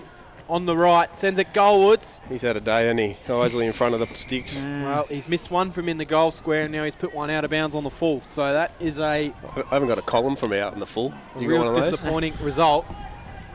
That'll be brought back into play for the Dogs through Spear. Our match day sponsor for the Best on Ground awarded $100 voucher from our sponsor Bendigo City Framers. Tough choice today. It will be. I'll get you to run through some names when we get a bit of a lull in play, and you can give us some candidates as that affects Mike. Yeah, you can get an indication of how much wind and breeze is blowing through the old grandstand here at famous Canterbury Park as the ball goes into the middle. Danahy takes a mark for the Dogs. This is Zach. Spreads it wide to a vacant paddock out on the true centre wing position. Paddles in front of him nicely, Vescovi. Vescovi now works the ball and picks it up with one hand. Hard up against the boundary, inside forward 50. It was a poor kick. He was looking for Graham, but Langford of the Borough managed to get a fist in there and put it over the boundary line, and 50 out from the goals for the Dogs to the city end. We'll have a ball in. Got nothing, Don? No, I haven't. It's just stop and start again, isn't it? Yeah, it is. So we'll ball it in. But mentioned earlier, this is the quarter that it will be. Andrew Danahy's just bought a coffee. I've never seen him buy anything for anybody, and he's given Don Moran. You must be a club legend for that to happen. Must be. it is rare. Yep. You want to test it first? I hope you're before listening, you Ange. drink Yep, Yeah. your husband just bought me a coffee. Gee whiz. We'll get it thrown in inside the forward pocket. Am I Dogs expected going to against share the it? breeze. I'm Split it 3 ways? Can they find a way? It'll come out wide. They'll work it backwards now. Here's a chance through Vescovi. Just sends a high ball up, looking for someone to get on the end of it. Oh, coming from the side. Almost brought it down with Zach Danahy. We know he's prone to taking an absolute specky once in a while. Gisborne work it. He shrugs off. A little bit of a selling the candy, sending it towards the top of the goal square. That Luxmore. The kick came from Dylan Johnson, and Luxmore's taken it and kicked the goal. He's got 4. And, well, that is the start that Eaglehawk did not want against the breeze. Gisborne kicked the first, and they kick away again. 9-7-61. Eaglehawks 3-4-22. 5 minutes gone in the third quarter here at famous Canterbury Park. Score sponsor, Bendigo City Framers. That's how you're kicking from the square. Yep. 3 chances. I'll keep coming back to it. 3 chances Eaglehawk had in that second quarter. Against the breeze, and he's got to be a candidate for our match day Best on Ground Sponsors Well, Award. he's got 4 now. He's at $100. The sponsors Bendigo City Framers. He's right in the frame, pardon the pun, as the ball comes back in the middle. So you mentioned other players. Brad Benaki's been amongst it, but Billy Evans has 2, so I'd love to see their stats. They're probably quite equal right now. Back in the middle. And what about the big ruckman, this man Frost, who's been dominant, jumped early, but he didn't win it. It was Blake who won it. He tapped it down the throat of Cardillo. Now they'll move it to half forward. It's a bit of ugly play. Sam Thompson tracked the football, then lost his footing as he tapped the ball towards the boundary line. And in Eaglehawk's defensive zone, left half back, or right half back if you're going the other way. Did that make sense? 61 playing 22. The bottom line is they've got it in the forward zone again, the Dogs, and they look dangerous kicking to the city end. That they do. Eaglehawk, they desperately need one here. They'll work it through the middle of the ground. They'll look to go forward. Drop the ball there with Mullen. Umpire wave play on. Gisborne pick it up, bang it forward. Mark's taken by Thompson for Eaglehawk. Sam sends it wide to Bennett. Haven't called his name a lot today, Tom Bennett. Down the line he goes. Mark taken 60 from home for the Borough. They look to go into attack at the Eaglehawk Simpsons Road end of the ground. Joel Mullen, I think, has the ball. Mullen will send it short, and he'll find Darcy Richards. And, well, if someone's going to give Eaglehawk a spark, it's going to be this man, Richards Marks. But he'll have to kick it all of 55 metres, slight angle right-hand side. That baffles me a bit how he could just lead up as easy as that. Key forward, no one marking him, just let up. Turn that effects mic on again, and you can hear the wind just absolutely pumping through here. It's dropped a few degrees already. It's only going to get cooler, I reckon, in the next half an hour or so. He's quite chilly as Richards comes in, gets as far as he can to the man on the mark, sends it goalwards, and it carries the pack. Mark's been taken, and, well, it was a rather interesting decision to play on, but the goal's been kicked. That's Ben Thompson? And it is Ben Thompson that puts the goal through, and one that Eaglehawk desperately needed. So they get goal number 4. 4-4-28, Gisborne 9-7-61. We've played 8 minutes in the third quarter here at famous Canterbury Park. Score sponsor, JB Re-Stumping. Always going to go left side of the post, and he was just unattended. Like his work rate, midfielder, catching one right on the point post. Good finish as well around the corner to kick a goal. So, yeah, that's what they needed. They just need to put a few more on and settle and see if they can keep themselves in the game. Just rattle a couple more on. It still just feels a little bit out of reach. Just if they could get one or two quick more ones just to put some pressure on. Or just get some belief back into themselves that they can do it. Well, why wouldn't they be able to with this for sure. strong breeze? But Blake gets a free kick out of the middle from the restart. He had the footy anyway. He was going to play on, but they've given him a free kick. He grabbed it out of the air and he was going to launch it, but he launches it this time. They'll set themselves. Danahy, front position, still 40 out from goal now, as it will be a stoppage. Sam Thompson doing some strong work in there for the Borough, and we'll have a ball up. 61 playing 28, 8.5 gone, third term. Local footy lives at Fresh Bendigo. Jonty Nees looks like he's about to re-enter after he's 15 off for the yellow card. He probably owes them a little bit too, doesn't he? I'd say so, for sure. So Gisborne are going to turn the ball over in the middle of the ground. It's with Macklin Lord. He'll be fresh, John. Plays on, sends it down towards. I think there's a lot of people that are feeling quite fresh around here. It's nice and chilly with that breeze. Energy and chill, wind chill. That's it. And radio station. And radio, yeah, there you go. He's got the trifecta. Oh, local footy lives here at Fresh Give him the Bendigo. Fresh We'll Award emphasise today. the word Yeah. fresh. The wind's coming through the effects mic, and the effects mic's not even on now. So Coming through our mics. grandstand opposite wing. Gisborne will look to work the ball through the middle. Oh, good, nice pick up by Bolger, who was then taken in a strong tackle, and he's been pinned for holding the ball. It was almost a sling though, Cam. Now, it's going to be a free kick, and it's going to be in the hands of Benaki. Right in the middle of famous Canterbury Park. He'll look to send a high ball inside forward 50. And, well, it almost carried an important touch in there from Holmes. It works out well for Eaglehawk. Oh, they fumble with it a little bit, though. Just invites Gisborne with a little bit of forward pressure. No real clean possession being taken in there. Umpires today have been content to let the play run. And that's still going. Eventually, Gisborne will work the ball out. They'll send it towards the top of goal, but it'll be an intercept mark taken. And, well, interesting decision to play on out of defence. How far did he go? Charlie Langford. And, well, he went too far. Don called it. And a free kick against. I'm not sure on the decision there when you've got... I think it was touched off the boot.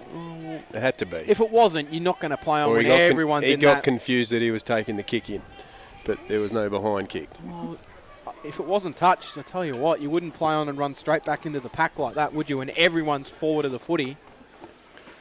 And, well, that's a coach killer as Gisborne chip the short ball inside and find a mark. Luxmore again. Luxmore, who's already got 4. He'll line up for goal number 5, which will put him 1 goal away from the Joel Peterson bag of 6. So Luxmore's already got 4. Comes in, 40 out, on the right, sends it goalwards, and the goal umpire runs to the left to signal a behind, and that he does. 9 goals, 8-62 the Dogs. Eaglehawk 4-4-28. It's a comfortable lead at the moment. Eaglehawk need to start making some inroads while they've got this breeze in the third quarter. Local footy lives at Fresh Bendigo, thanks to our score sponsor, JB. Right, first quarter we went to scoreboard side. We're going again through Langford. Plays on, kicks in from fullback. He'll send it long and high. It'll come off hands underneath the scoreboard. They'll keep it in play. Cardillo getting involved. Handball. Lynch also. It's an ugly ball, but it's effective. Picked up there by Thomas. Thomas has been pretty good this afternoon. Hurried kick long and high by Graham. Graham goes goalward and kicks it out of bounds on the full for the Dogs. Half time out at Morong. Morong 8-9 lead Bridgewater 5-3. And in the MCD FNL, half time. Hang on, John. Just something going on here. I think another send-off for Eaglehawk here. Another one. Well, it's parked, on the 50 for Gisborne. Might be Sam Thompson and Lynch are having a bit of a cuddle. What are you pointing at, Don? Free kick. Yeah, it's a free kick, but there's a send-off. Yellow card, 15 minutes. I can't see who it is. It's 2, and it's so poor discipline. You're not going to win a game of footy when this is happening, are you? That's Brady Rowles. Brady Rowles. What's he doing?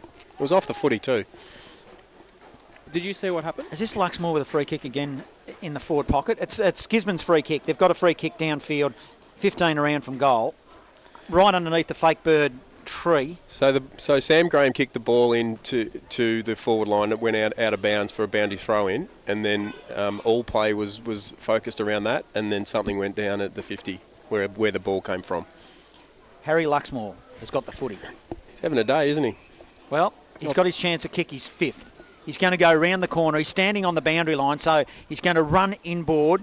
Here he goes, round the body, and kicks a behind. So his 5th still beckons.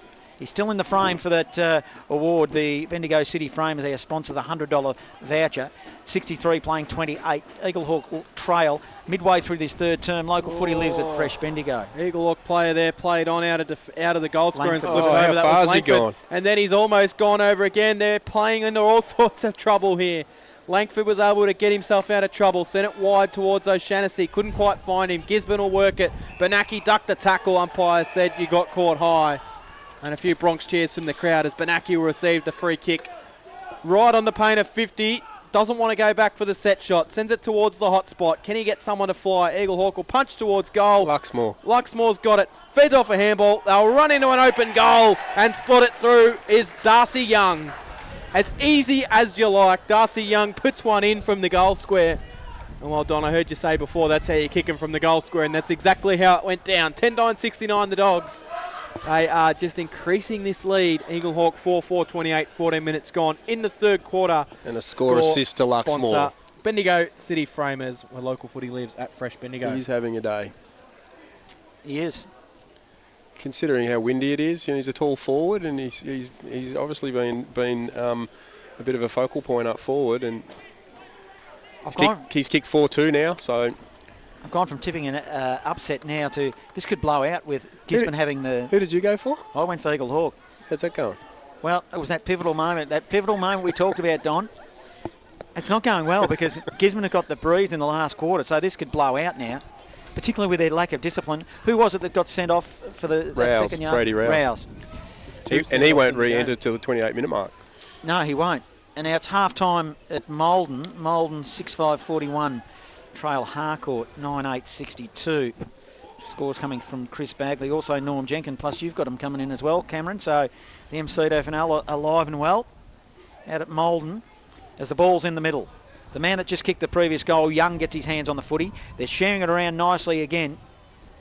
As I'll go inside forward, shallow inside forward 50. Sam Thompson causes a turnover, handballs it to Madden. Madden hurriedly puts it on the boot. He'll put it in the path of Ronchieri, who's been quiet this afternoon, as Joel Mullen as well steps over the boundary line. And halfway between the wing and right half forward, in the forward of centre now for Eaglehawk. They haven't been there a lot in this 3rd term. We'll have a ball up. Yeah, those scores of the MCDFNL, Lexington 5-1-31, Navarre 3-5-23, turning into a good game. And out at Trentham, it is the Trentham Saints leading that game at half-time, 6-8-44 to Talbot, 4-2-26. Rush behind for Eaglehawk as that was all going on. They now go to 4-5-29. They trail Gisborne 10-9-69. And here's this man, the powerhouse Cam Power. So Gisborne have got it. Oh, it's an ordinary kick, and O'Brien's able to float in and take the intercept mark for Eaglehawk. O'Brien's got it. Hard up against the boundary line. Left-hand forward pocket, but the kick's just a real nothing kick, and Eaglehawk will turn it over as the floating mark over the back of the pack came from Elijah Burton. Burton will then clear the kick, and they'll look to go down that scoreboard side wing. That kick will come from Merritt. Big Matthew Merritt, and he's kicked it out of bounds on the full. And are we going with penalty free kick this weekend, Johnny? Yeah, I don't like that term, Cam, but you're the new breed, you're the younger breed. We'll go with penalty. Free kick, Eaglehawk. O'Shannessy for the Borough. Short pass forward, poor kick. Turnover. Kicks it straight to the opposition. What's going on with that again? It's Merritt. They're just doing what they like here, the Dogs. They're sharing it around. McKenna getting involved. Handball on the end of it now is Young. That was a bit of a poor disposal. He was looking for Danahy, who had to tap it over the boundary line for the Dogs. And underneath the scoreboard, we'll have another ball in. 30-point margin. The Dogs lead, 17 gone. 3rd term. Local footy lives at Fresh Bendigo. And fair to say, the sting has gone out of this one. Does feel that way. It's a 40-point margin. Still plenty of time if the Borough are good enough, but it just doesn't feel that way at the moment. Neves needs to get something back out of his day after spending the second quarter off the ground. Not to be a pessimist, that means it's someone that's negative, Cam, but we haven't had a close Bendigo footy league game for a little while now, have we? Like across the board, not only from a commentary point of view. Last week there was nothing. Does feel that way. Eaglehawk will work the ball through the middle. They'll send it inside from Holmes. Richards comes out, couldn't quite take it cleanly. Still there, those Richards. Ron Cherry's down there as well for Eaglehawk. Ball into the middle. Gisborne will have the... Oh, they work it through, but he was taken in a good tackle, Macklin Lord. Not sure he disposed of that one. We'll get a ball up. And tell you what, a pet peeve of mine at the moment across footy is when a player gets tackled and they drop the ball, the new rulings seem to say if they don't have prior, it doesn't matter. But if you drop the footy, it should just be holding the ball, surely. There's actually no such rule as dropping the ball, Cam. But it should be. But there's not. Incorrect disposal. Yeah, well, it's not dropping the ball as such, but you're right, it's incorrect disposal.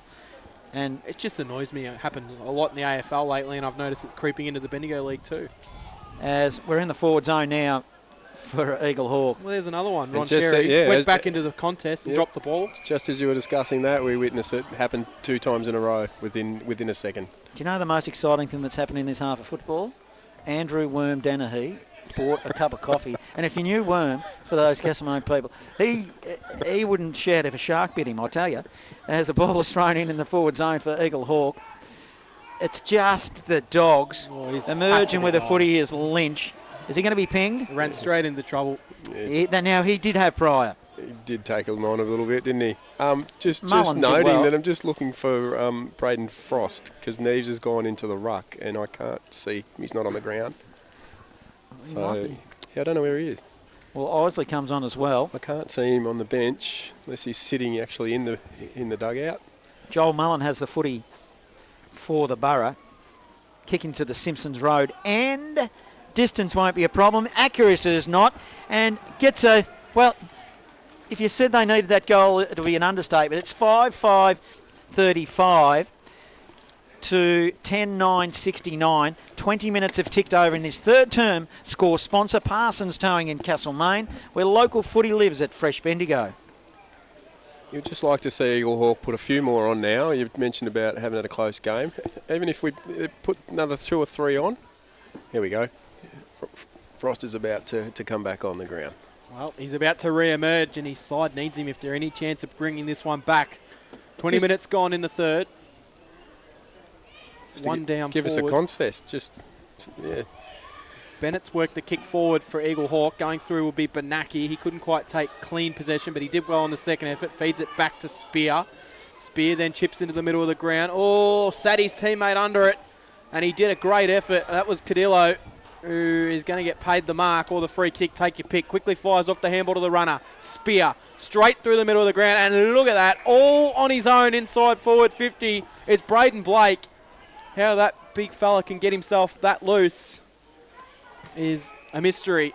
He chips it short and finds a teammate. He probably could have wheeled and gone a bit quicker there, but they're happy to slow things down. Top of the 50 now for Gisborne. They'll send into the hot spot. Or the kick was on for Danahay. If it was there, he was all alone, but the kick just carries over the top. Eaglehawk get out of jail. It'll be in the hands of Jake O'Brien. O'Brien will go wide to O'Shannessy in the opposite back pocket, underneath the fake bird tree. Short pass forward. Roberts receives for the Borough. Roberts on his defensive arc of 50. He'll go back 25. So they're not really positive here with their movement to Hanley. Hanley went short again and he found Langford. Langford short pass back to Hanley. So they're over-possessing in the back line here. In fact, it's McGregor. McGregor now for the Borough. Beyond 50. Good clunker, I reckon, by Danahy. This is Jed. Jed Danahy now. Back inside forward 50 the pocket. He was looking for Zach Danahy, his brother. He just run underneath the footy. Sam Thompson. It was a turnover. Handball quickly. Langford. Oh, it's a turnover. Poor kick. He's kicked it straight to Brad Benaki of the Dogs, who was standing at 45 directly in front. And against a pretty strong breeze, he'll line them up. It was an interesting mode of play from Eaglehawk, wasn't it? The way that they just possessed the ball down back. They you want to make a game of it. You're kicking with the win. They opened the game up in the first quarter by kicking long, and they've decided to overpossess the footy this quarter. So Benaki takes set shot. They tried to hook in, hook out, hook in, hook out, and overpossessed. And he's kicked it to the top of the square, front and centre roving. Oh, might have been Merritt who was in a perfect rover's position and banged it on the boot. No, in fact, it was the man who kicked a goal 1 or 2 ago in Darcy Young, and just hurried his kick and put it out of bounds, and we'll have a ball in 15 around from goal. Did everything well other than kick it. He did. He was in the perfect spot for a rover. So he's thrown in inside the forward pocket. Trying to work his way through. Ben Thompson shrugged off the tackle and sent it forward, but I'm not sure what exactly the objective was there, and it's going to result in a goal for Zach Dennehy. Try and describe that play for us, Donny. Did he look like he almost forgot what way he was going for a second then? Yeah, he burst out and then kept pushing to the goal line with no support though. Everyone was on their heels for Eaglehawk. He had no support, so it was unlucky that the outcome fell into Zach's hand and he managed to finish a goal. That's his third now. Yeah, 3 to Dennehy, 11-9-75. It's back out to that 40-point margin. Eaglehawk 5-5-35, 24 gone in the third quarter. Score sponsor here is Parsons Towing in Castlemaine, where local footy lives at Fresh Bendigo. So Frost will go back in the ruck now for the Borough, but Blake has probably had his measure the last 3 quarters, I reckon. He's winning all the taps now. He's using his body to better advantage, I think, which he does on this occasion as well. Didn't quite get a clean swipe at it, but Lakey at hands and knees dives in after the footy. We'll have a stoppage. Just forward of centre, Gisborne in attack. They lead this one easy. It's a 40-point margin. 24 gone third term. Local footy lives at Fresh Bendigo. So ball up. Ball comes down and ball will go back up again. A quick ball up from umpire Dean Goodrich. Break worked his way around and he might have wrapped up Frost a little bit, and he did. So free kick to Frost. Probably been Eaglehawk's best, I'd say, Don. Yeah. In the centre of the ground. He'll bang a high ball inside forward. 50, big fly from Thompson, and he takes the mark. 50 out from home. That was a nice grab, something to try and get the crowd up and about here at famous Canterbury Park. They haven't had a lot, have they, really? Eaglehawk, looking down the list, it's pretty difficult to pick, Don, to be honest. Yeah, Billy Evans has battled really hard, but I'd say that his work and his effort so far has been nullified by Brad Benaki. They're probably cancelling one another out. So Ben Thompson, who's already got one this quarter, and, well, he's not even going to add a behind to his tally because it's out of bounds on the full. You mentioned about not having a tally for out of bounds on the full. There's been a few this quarter, Don. Yes. So Gisborne will bring the ball back into play. They'll clear it down the scoreboard side wing. So they moved it. They looked to move it to the other side through Dennehy. Short pass. It's okay. It's Normington. He's got it on left half-back. Doesn't know where to go. Close to nearly being 50. Restricted zone, was it? Yeah, yep. But it's on the wing. McKenna, he grabbed the footy. He's got a player breaking for him now. Vescovi getting involved. Benaki ran on, received a handball and will go forward. Bouncing footy. Oh, I might give him the benefit of the doubt. He might have been looking for Luxmore as the ball is rushed for a minor score. Takes it to 41 points, 26 gone. Third term local footy lives at Fresh Bendigo. Eaglehawk waste no time bringing the ball back into play. They'll find its way to Frost, who's 50 out from goal. Back pocket. Eaglehawk 10 end of the ground. Grandstand side. It is an awkward kicking action, isn't it? Someone mentioned earlier. He sends it down. Fly from Neves, unable to take it. Dennehy goes through. That's of the Jed variety. And ball will go out of bounds for a boundary throw in right in front of our broadcast position, right in front of the grandstand, which is casting a shadow of shade onto the ground. The rest of the ground is bathed in sunshine, but it is quite chilly as the boundary umpire throws the ball into play. Blake won it down. Cadillo went through, was tackled by Bennett, and then slammed into the ground. All fair, though, and we'll get a ball up. By Goodrich, right in front of us. Blake, well, it was won by Frost on that occasion, but Cardillo picked it up, then handballed it to Graham of the Dogs. Graham has kicked it out of bounds on the full as he went forward. And Langford, I'll use your term, will get a penalty-free kick, Cam, as much as it doesn't really excite me. See, Langford's looking to go to the other side of the ground, but now decides to play on. He dumps it down the line. They'll set themselves. He's kicked it to a contest. Isley got his hands on the footy for the Borough. Couldn't quite collect. He's got support through Thompson, but it will be a turnover. Moving it nicely on the end of a handball. Now the Dogs, Lynch getting involved. We'll put it in the path by hand to Johnson. Tries to tap it to the outer side wing. He can't. And then it's another turnover. Picked up there by the Borough. Goes forward through Thompson. Inside forward 50. They're 30 out from goal. Brereton did nicely. He handballed it for Scovey, and they've just moved it to Sam Graham on left half-back, and he'll kick it down the line.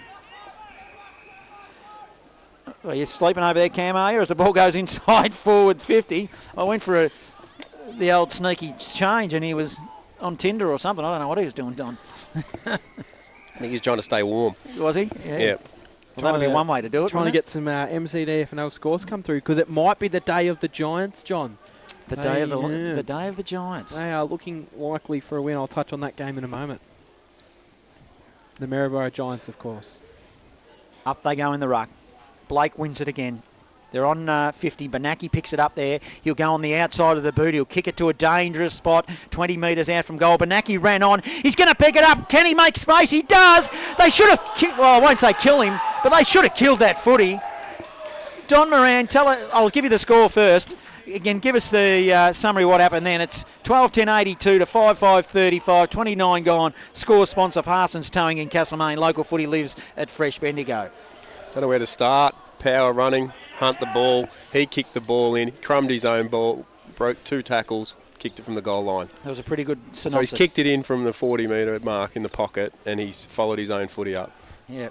So when I say they should have killed him, they didn't try to block or anything, did No. they? You could sense what he was going to do. Yeah. But just his strength to be able to break the 2 tackles as soon as he picked the crumbing ball up. So he crumbed his own ball after kicking it 35, 40 metres. It's got to be goal of the weekend. Well, you touched about not having any close games in the Bendigo Footy League, but there is one brewing in the MCDFNL. Navarre have hit the front, 5-7-37 to Lexton, 5-3-33 in the third quarter of that one. Back in the middle we go. Mullen will track after it for Eaglehawk. He'll fire it out looking for Angove. Didn't quite find its way there. Evans will then pursue after it. Can send a little bouncing ball that bounced awkwardly for its intended teammate, which was McGregor. Gisborne will then come straight through the middle. Dennehay went looking for his brother Zach. Couldn't quite find him. Eaglehawk will look to rebound off defence. They'll stream through towards centre half forward. Spear gets it and just, well, sends a kick towards the boundary line. O'Brien comes through and he's happy to see it over the boundary line. Might have tried to keep that one in. I reckon they had numbers if he was able to keep that one in there, Don. Well, you start talking about the quarter that should have been, is that they've played a third quarter like they should have played their second. Be aggressive, keep the ball in, keep the ball in attack. You're right. It's getting ugly out at Harry Trott now. It's a 124-point margin. So the Bloods keep inflicting pain on the Berrabara Magpies. You just wonder how long that this can keep up. As the ball is on the outer side wing, tracking the footy there will be McGregor for the Borough. He handballs to the back door to Thompson. Whistle on play. I'm not sure. He must have stepped out of bounds. He did. They were out then to the Borough. So true centre wing, outer side. It'll be a ball in. It'll be Frost of the Borough versus Blake. The ball bounced, in fact. It was a poor throw in. The umpire let play go on, but it's now a free kick to the Borough to Frost. The big ruckman sends it in the direction of the forward pocket where Darcy Richards overran the footy. Brereton as well getting involved. Picked up by Thompson. Thompson to Isley by hand. He'll kick it to the top of the square. He'll be looking at Neves. Running on the football there for the Borough. Did well was McGregor. And they finally slot one to the Simpsons Road end and take it to 6-5-41. 12-10-82 Dogs. 32 minutes gone. Third term score. Sponsor JB Re-Stumping. Local footy lives at Fresh Bendigo. I touched on the day of the Giants before. A three-quarter time score. Maryborough Giants 11-8-74. Denali 3-3-21. So the Giants are looking likely to be on the board unless Denali can pull a rabbit out of the hat in that last quarter in the MCDFNL. Well, there's plenty out there. There is. 79 playing 35 out at the Storm. The Storm lead Kangaroo Flat as well. You got a Harcourt Malden score there, Johnny? Got a couple of people listening looking for a score. Yes. No, I haven't. Let me get back to you. I'll take it on advisement. Gisborne worked the ball forward. Going through, and well, he was happy to take the contact of the tackle there, Mullen. Umpire crosses his arms. We've got a listener board with the footy and wants to hear about what your footy career was, Cam, but that'll take about a minute, so what else are we going to talk about? Sent forward. Cadillo gave it off to Lynch, who tried to give it back to Cadillo, and he almost missed it, and then he was able to recover. Lakey, been quiet for his standards, I think, today, Flynn Lakey, but still had a good game. Bennett's kick was smothered. That'll work forward. Going through after it will be Sam Graham. Siren sounds to end the quarter, and Gisborne are well in control. 12-10-82. Eaglehawk 6-5-41 are going to need a big last quarter if there are any chance of coming back from here. Score sponsor, JB Restumping. Speaking about Hamish Morecambe earlier in the day, Huntley, the close one out at Elmore. It's Elmore 8-6 to Huntley 8-11. And in other Bendigo Football Netball League games, it is the Storm lead Kangaroo Flat at Tannery Lane, 12-7-79 to the Flat 5-5-35. The Bloods 20-13-133 lead Maryborough 139. Castlemaine have the bye. Golden Square and Sandhurst play next week in the Ron Best Memorial Cup. And here at three-quarter time at famous Canterbury Park, it is a 41-point margin. Eaglehawk, well, you'd think they're out of this game, but they might be able to just get a bit of respectability back into the score. Still a quarter remaining in this game. They trail 6-5-41 to Gisborne 12-10-82, where local footy lives at Fresh Bendigo. It's everybody's favourite time of the week. It's the Bendigo Football Netball League Round 5, Top 5. And at number 1, it's Jack Lefroy from Kangaroo Flat. A great snap out of the pack and a smart finish.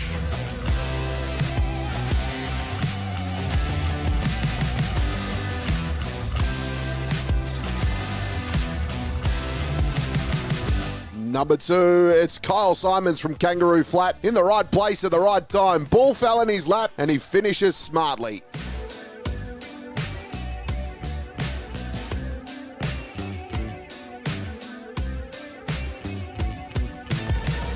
Number 3, it's Ryan Burke from Gisborne here. Collects the ball, then goes around the body, but got poleaxed. But lucky it went through for a goal.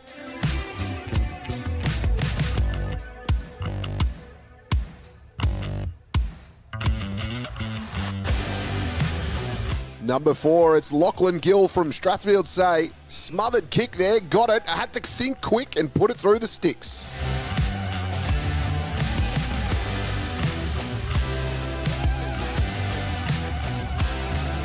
Number 5, it's Riley Wilson from Strathfield Say. Collected it, turned, and then he just put an absolute mongrel towards goals, scoring that one.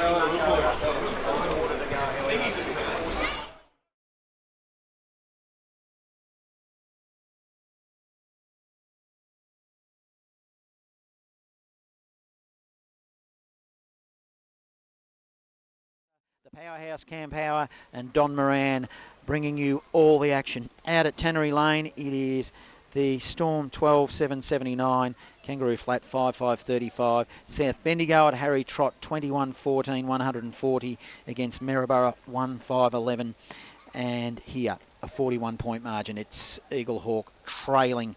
Where local footy lives at Fresh Bendigo, we've got our match day sponsor Best On Ground Award, sponsored by Bendigo City Framers. $100. Who have you got in the frame, Don Moran, for that award this afternoon? I blanket over quite a few of them, but yeah, I've liked the game of Harry Luxmore. So I think that fifth goal may come this quarter. He's kicked 4-2, I think, at this, and it is this time in the game. So at the moment, I think he's fairly close. Brad Benacki came into it a fair bit into that quarter. Braden Blake starting to get on top of Frost, so I liked his quarter. Sam Graham's been solid, but Finn Lakey, he's just disappeared a little bit. Started really well, so they're probably the ones in the running at the moment for Gisborne, if it goes that way. Wow, Eaglehawk too, from their perspective, tough job picking some best players. I think we mentioned Billy Evans, but he was quiet in that quarter as well. But there's no real consistent performers. Langford down back, I suppose, but he's just been inundated by defensive ball coming his way, so he's had no choice but to defend. So he's probably stuck out a little bit to me, but the rest, I don't know about it. Yeah. Goal kickers, Cam? We'll look at the goal kickers. You got nothing. A bit distracted. Harry Luckmore has got 4, as mentioned. Scanlon, Cadillo, 3 for Zach Dennehay. Darcy Young has got 1, as 2 for Pat McKenna. And for Eaglehawk, it is 2 to Darcy Richards, 1 to Joel Mullen, 1 to Jonty Neves, and 1 to Ben Thompson. Can they get back in this game, Don? I don't think so.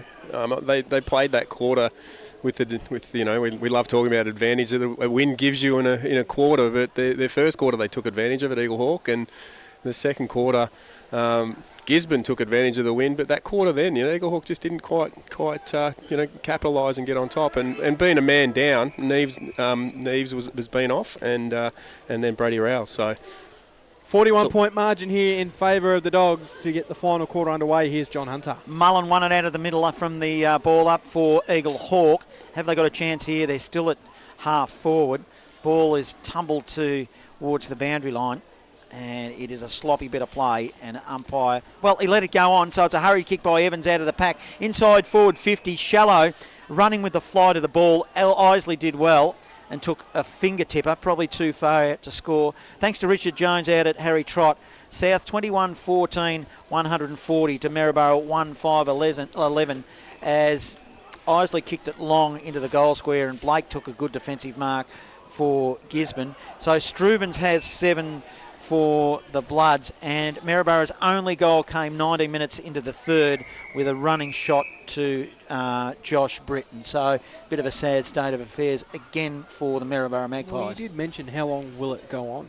It's not a good thing for the league to have a side like that at the moment, unfortunately. Well, there's probably still a quarter to go, so that could get out to beyond 30 goals. Let's hope not.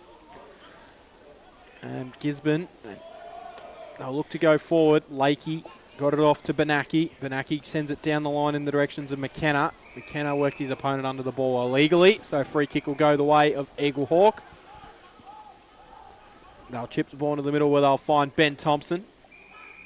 Ben Thompson will then wheel and go inside forward 50, looking for Richards, but the kick was just shallow, and Gisborne were able to trap it. They'll look to work their way out of defence. It comes handball. Burton's in there.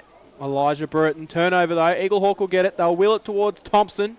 Thompson got punched away from behind. Taken by Dennehay. He'll clear it out of defence for the Dogs. Langford got his fist in there, but it spilled there to McKenna of the Dogs. He had a running teammate there in Chapano. Bouncing footy now. He gave it further afield to Scanlon. Scanlon then put it into the pocket. He was looking for Luxmore again, but it was picked up by the Borough, by Holmes. He goes down the middle, hits Bennett. Bennett will spread it to Angove. He's on the opposite side wing. Scoreboard side. Angove, he's been pretty quiet today. Doesn't know quite where to go. Runs his full measure. Then he'll go inside forward 50 looking for Richards, who's got front position and took a nice strong mark. A bit of a juggler. but he's probably too far out to score. Then he wheels and goes. He goes to the top of the goal square looking for Neves. Neves got it at ankle height and puts it on his boot quickly, but it spills towards a minor score and is. And that decreases the margin down to 40 points. 2.5 gone. Final term, local footy lives at Fresh Bendigo. So Gisborne will look to come down the grandstand side wing. They'll chip short and they'll find their way to McKenna. McKenna then wheels and goes into the middle of the ground. That's a really nice kick to find Spear. Spear's got it. Had Graham running past him. Decides to go that torpedo barrel inside forward 50. It looked good off the boot, but it didn't find its intended target. Eaglehawk have got Holmes. It just bounced really awkwardly for him. It's shucked and sent goalwards by Luxmore, who just misses. Hit the post. Wasn't that an awkward bounce? And Harry Luxmore thought all these he won the raffle, and in the end it was a prize he didn't really want, so he hits the post. Well, he might win a prize before the game's out, don't you worry. 12-11-83, 6-6-42. It is Gisborne in complete control of this one. Score sponsor, Bendigo City Framers. Holmes plays on from fullback for Eaglehawk, then puts it in the middle. Target was Isley. Contest forms smack bang on the centre wicket. The hard area there. Umpire Goodridge will adjudicate and throw it up. Up they'll go in the ruck. Frost wins the tap on that occasion. And again, we'll have another stoppage. It's all tied up. 83 playing 42. Eaglehawk trail. 4 minutes gone last term. Local footy lives at Fresh Bendigo. I'm perplexed with that last kick in against the wind straight down the centre. Yep. Where was that the last quarter when you had advantage? Probably actually, has the breeze dropped off a little bit? No. No, it hasn't. MCD FNL 3-quarter time. Trentham 8-10-58. Talbot 7-2-44. And over at Maryborough, Denali have kicked the first 3 goals of the last quarter to give themselves a small chance, but they're still trailing the Giants 11 goals 8 to 7 goals 4. Billy Evans wound it out of the middle for the Borough, and he spotted up Darcy Richards. Not sure if he hurt his shoulder. He's just favouring it a little bit. Might have been a little bit of a stinger that he got just as he marked the ball from Breton. And Darcy Richards, well, you'd think he'd convert this. Not much of an angle. The man on the mark stands at 30 to the city end. He's a good goal kicker, excuse me. He's kicked 2 this afternoon. He started off well. He's been quiet and kicks a goal. So Darcy Richards runs towards the bench and he's holding his shoulder. I don't like that when they have their wrist in front of their stomach there. It's his left one as he comes to the boundary line. Eaglehawk 7-6-48. They trailed Gisborne 12-11-83. 5.5 gone. Final term. Score sponsor Parsons Towing in Castlemaine, where local footy lives at Fresh Bendigo.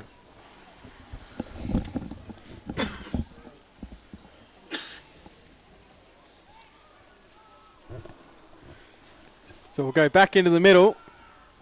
Don's gone rogue on us here. No, I was just going to say, is it dead? Because I want to ask you something off air.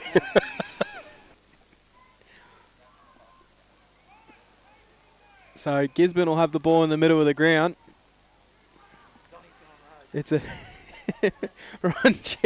it's going to be in the hands of Scanlon. He'll send it inside forward 50 for the Dogs. Down there, no one able to take any clean possession. I'll put that on while I'm talking to myself as the Dogs will try and work the ball forward. No one able to take any clean possession inside the forward 50 and we'll have a ball up.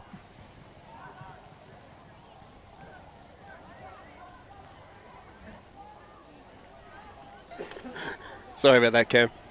So Eaglehawk will work the ball out of the contest, but the kick's going to float towards the boundary line. Managed to hang in play. Gisborne will get it. They'll work it in board. Mark taken by a diving Jared Lynch. Long way from home. As the sun sets here at famous Canterbury Park, he'll send the high ball inside forward 50. Can he get a mark? Big fly. Couldn't quite bring it down. Roberts for Eaglehawk. Handballed to Thompson. Fended off. Then gave it off. O'Shaughnessy went for Frost. Missed him. Thompson had to go through. That was Sam. Ended up falling into the hands of Billy Evans, and now it's going to be a flying shot out of the pack, which is going to go out of bounds on the full.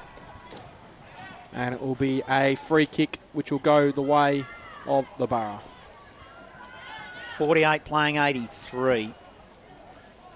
The Borough A bit disappointing this afternoon as Langford plays on quickly. Jeez, he's wouldn't mind buying real estate off him. No, well, they're going to turn it over again. On the end of a handball is Benaki. He's directly in front and slams it through for a minor score. They liked it for a moment off the boot, but it just must have faded. So that takes it to 84, playing 48. 8 minutes gone. Final term local footy lives at Fresh Bendigo. So the Borough will bring the ball back into play. Langford, down the line he goes. Frost, brought a contest. Thompson went through. Now it's going to be Frost again. Gisborne trying to go through is Scanlon. Couldn't quite take any clean possession. It's just a scrappy bit of play at the moment. Benaki burrowed his head. Got it out wide. It came to Lynch. Lynch got it over the top to Graham. Then Graham gets it inside forward 50. They'll wheel and have a flying shot on goal, which will come from Merritt. And Matthew Merritt has put the goal through. His first of the afternoon. And the Dogs increase their lead here at famous Canterbury Park. And it is Gisborne 13 goals, 12, 90. Eaglehawk 7-6, 48. 9 minutes gone in the final term. It is all Bulldogs here, thanks to our score sponsor, Jason Westcott, builder where local footy lives at Fresh Bendigo. The scrambling ball, fumble after fumble, and Brad Benaki picks it up clean. And then that's the result. So plenty of width on the handball to open up Merritt to kick one on his opposite. He'll like that look when he has a look at the post-game. Eaglehawk looking for the finish line. Probably the rest of us as well. It's just got that feel about it now, this game, unfortunately. They'll be enjoying it, though, the Dogs. They're going to win it again. They lead this game by 42 points, and the ball goes inside forward 50. The target is McKenna. He's one-on-one. Couldn't quite win it on that occasion, but he gets on the end of a handball. Then he decides to square it up. It's a raffle. It could have either been Benaki or Lakey. It was the latter, and Lakey, a very kickable shot here. He's directly in front, and he'll start his run up from 50. So the man on the mark, Holmes, starts at about 38. Let's see if he likes this prize. Let's see. Flynn Lakey to the Simpson Road end. Kids behind the goal square enjoying the footy. You can hear him in the effects, Mike, as Lakey kicks a goal. So Flynn Lakey, we don't see him kick a lot, but he's gone to the scoreboard this afternoon to take it to 14-12-96 to the Borough 7-6-48. 10 gone, final term. Score sponsor, JB Rees Stumping. Local footy lives at Fresh Bendigo. Sort of comment on Brad Benaki's work rate. He was the one that, once again, he picked up that loose ball, handballed it off to Macklin Lord. Macklin Lord kicks it inside 50 to Paddy McKenna, and then Paddy McKenna picks up another crumb. He could have actually hit Brad Benaki instead of Finn Lakey. They were basically standing side by side in front of the goal. So that work rate is amazing. They raffled it, and Lakey won, as John called. There he is again. Battling through there, Benaki's really coming to the game. He's got to be in contention now for our Bendigo City Framers Award for Best on Ground here. What I noticed says round 7, but it is round 6, Johnny. No, that's all right. It's round 6. We had a split round earlier in the year, so our numbering system got out of whack, but we'll fix that up. That's only just a minor issue. So thanks to our sponsor, Bendigo City terrific Framers. prize too, $100 voucher towards anything for frame-wise, so quite a good prize. So if you're lucky enough to get on the end of that, it's going to be a free kick where Eaglehawk's going to get a player on the end of a free kick, which will be Frost. That awkward action under the pump now. Let's see what he can do. Can Frost, can you give it to someone in a team that might lose by a margin like this? Because he's been very impressive. No, I don't think so. Well, the awkward action for Frost sends it goalwards, doesn't make the distance. Maybe if it had gone through, I might have been able to make a case for it, but it's off hands through for a minor score. 7-7-49. Playing Gisborne 14-12-96, 12 minutes gone. In the final quarter here at famous Canterbury Park, score sponsor is JB Rees Stumping. Not trying to influence anyone, but I'm a bit of a fan of giving the best players. I know, Benaki's been good all afternoon, and he's got another bite of the cherry here. But, when the game's here to be won, you've got a guy like Luxmore who's kicked 4 and probably could have kicked 6. Having said that, it's going to be difficult because he just keeps racking up the possessions. Lakey's getting involved as well, but they're just sharing it around now off half back. The ball was a hurried kick into the middle, and it will be a turnover. It's a long ball in now. The Borough looking for Frost. He was caught deep. couldn't get his hands on the footy. Ball spills. Benaki picks it up for the Dogs. Handballed it straight to the opposition in Holmes. So the Borough will get a goal from a rare error from Brad Benaki. And I'm not sure, I'll give Holmes the benefit of the doubt whether he spotted up McGregor, but McGregor is going to have a shot at goal. I have seen him miss ones from in the goal square today, Eaglehawk, so don't want to go early on that one, John. It was definitely a helicopter entry, wasn't it, off the boot? But set shot. McGregor, poor kick. Poor kick, rushed it, didn't look like it off the boot. His approach was awful. And what else can I say about it is, well, the margin is now out to 46. And we've gone 13 minutes, halfway through this final term. Where's the kill button? The Mercy Law. Score sponsor Parsons Towing in Castlemaine. It does feel like it's probably been a little bit more than a 46-point margin, though. Since half-time, it has just been all Gisborne. Even against the Breeze, they've been able to find goals, and Eaglehawk just haven't been able to use it at all. In the middle, Benaki, again on cue, takes the mark, sends it wide. O'Brien leads the chase for Eaglehawk. Far side of the ground. Ball hits the bottom of the pack. Umpires have been pretty content to let the play run today, which they've been pretty consistent with, which I don't mind, and I'll go out of the bounds for a boundary throw in. It's out of side. Long shadows cast now here at famous Canterbury Park.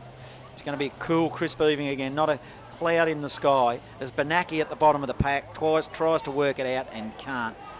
Umpires let it go. Hurried kick now, the Dogs, but it will be a turnover. It's kicked it straight to Hanley, his first game this afternoon. Spreads it wide to the wing now. Broadcast side. They're on now through the run. It was Bolger. He went there to Rouse. Rouse goes short to Isley. Isley's now got the big man, Frost. He went at it one-handed. I didn't like it. Hurried kick off the ground towards goal now. It will, in fact, they keep it in here, the Dogs. Short pass and getting on the end of one now is Johnson of the Dogs. So Johnson of the Dogs has got it. Look to try and clear out and decides to switch it back across the ground. In the hands of Spear. Spear then sends a spearing kick down the line. Mark taken. They'll work it forward, the Dogs, up towards the player there, which is Harry Thomas, who had a late jumper number change. What was 29 in the book is now 21 for this afternoon's game, and he's been relatively impressive as he works his way up and gets back on the end of it, sends it into the pocket. Well, it should be a free kick for Gisborne, and it will be for a hold. And you can see the jumper was clearly stretched, and it's going to be a resulting shot on goal for Jed Dennehay. Zach, it might be. Zach Dennehay, sorry. Too many Dennehays out there. But it'll be Zach lining up for goal number 3. Thanks, Don. So Dennehay comes in, he goes the banana, and he sent it goalward through for a minor score. Probably could have gone back for the set shot. It was actually his 4th. Now he stays on 3. So what you're saying is you knew he was going to miss it? Yeah, I had a bit of an inkling. Eaglehawk will bring the ball back into play. They trail this game by 47 points. So it's sharing it around, ends up back in the defensive square with Langford. Langford now will play on. He'll send it wide to the outer side beyond 50. They'll set themselves. Holmes used his body nicely for the Borough and then marked it, then played on quickly. He kicks it to a 2-on-1. Angove was his target. Offering support running onto the football was McGregor. He's got the footy now. He goes one way then the other, but stepped over the line in the meantime. And across half forward, outer side, scoreboard, Eaglehawk in attack. It'll be a ball in 47-point margin. Dogs lead, 16.5 gone final turn. Looking for the fast forward button. Yeah, it's got that feel about it, hasn't it? As Blake wins the tap for the Bulldogs to the front of the pack. It's now a hurried kick. Dogs have got possession. Outer side wing. Won by O'Shannessy. O'Shannessy goes inside forward 50. Dogs win it. It went from Lord to Shapano. Shapano put it around the body to the outer side wing, and we've got an Eaglehawk player in O'Shannessy down who might get a free kick for too high. He does. And on the outer side, O'Shannessy with the free kick for the two Blues.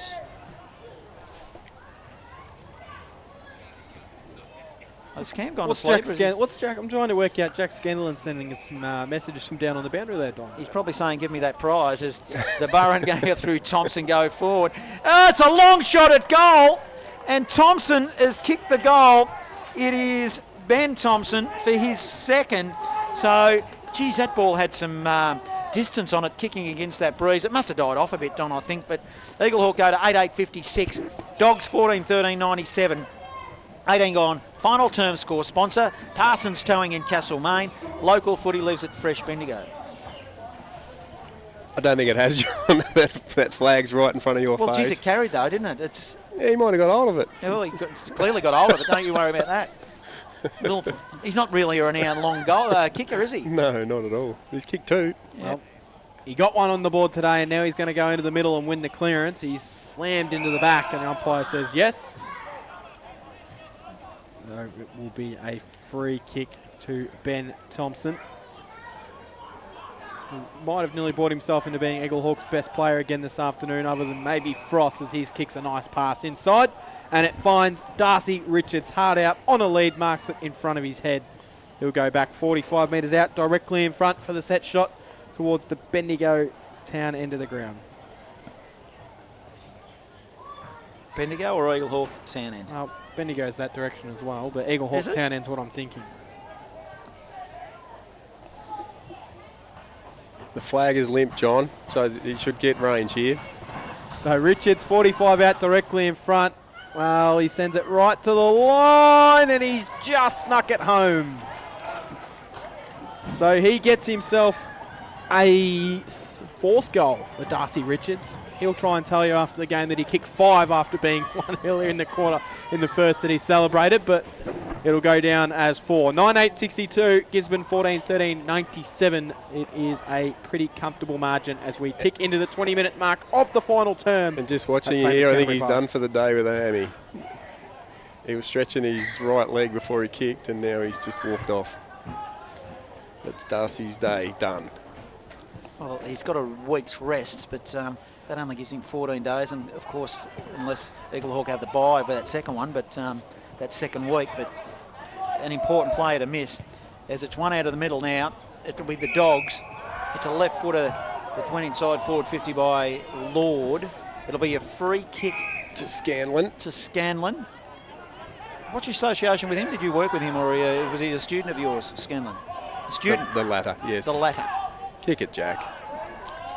Well, it'd be a good kick from there, Don, I'll tell you, but he's going to put it to the top of the square, which I like. McKenna is the target. He's got 2-on-1. Langford did well. It'll be a hurried kick from defensive zone by Holmes. Didn't really look. At the back of the pack, Lord received. Goes around the body. There's 3 of them lining up. Oh, dropping a mark he should have taken there, I reckon, was Burke.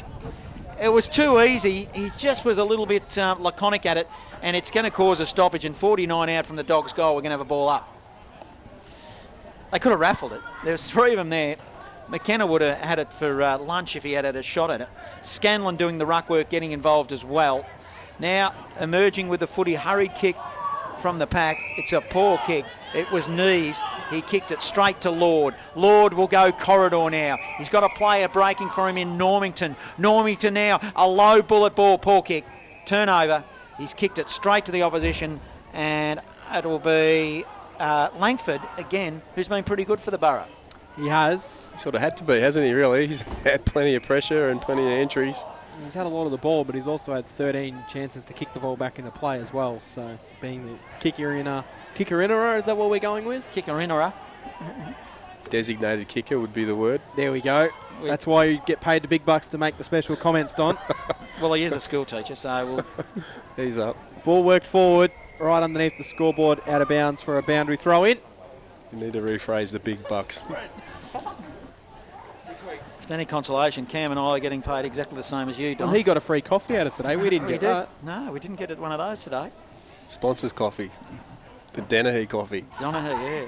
It's not what you know, it's who you know as they work it forward. Ben Thompson in the middle. Can go off the handball to Holmes. Holmes sends a little low kick forward. Fighting hard down there is Roberts. Couldn't quite take any clean possession. Ball spills to the bottom of the pack, and we'll have a ball up again. 70 metres out from goal. See if we can get us out of this one, Johnny. Yeah, well, we've been waiting for the finish line, isn't it? It's that kind of game in the end, isn't it? Superb effort by Gisborne. I thought they might have been in trouble without Jack Reaper, but they've just covered him nicely. And they haven't had one real player that's stood up for him. It's just been across the board, which goes to a good structure, a good defensive structure. As it's a ball up, it's going to be a hold. Braden Blake to win the free kick. Probably what happens when a ruckman like Holmes has probably not got the height or the strength to go with him, so he gave away a free kick. Around the grounds, MCD FNL. 15 minutes into the last quarter, it is Trentham leading 9-13-67 to Talbot 7-5-47. Braden Blake goes short defensively to Vescovi. He goes short again to Graham. It was a poor kick, but he had time and space. Graham back by hand to Vescovi. Vescovi now to the outer side win to the Dogs. Good spot up to Thomas, who's been all right this afternoon as well. Shields his eyes from the sun. Thomas now goes to half forward. He's got a lead on. It was Johnson. It was just too severe for him. Causes a turnover now. They'll come back the other way here, the two Blues. Handball into the middle. Nice pick up by the big ruckman there. It was Frost. He picked it up by one hand, then coughed it up. He gave it straight to Jed Danahy. He plays on quickly. That's a poor kick as well. Ball spills in the middle. Free kick for a chop of the hands, and it'll be Langford with a free kick for the Borough. So he'll have it. He'll work it forward. Going back and getting himself into a good position, but no free kick paid. You can hear maybe they thought there should have been a free kick there. It was Roberts, I think, going hard at the ball.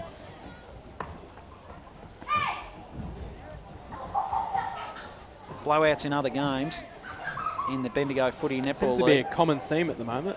Well, it's 140 playing 11 out at Harry Trott, the Bloods over Maryborough, and 119 playing 36, the Storm over Kangaroo Flat out at Tannery Lane.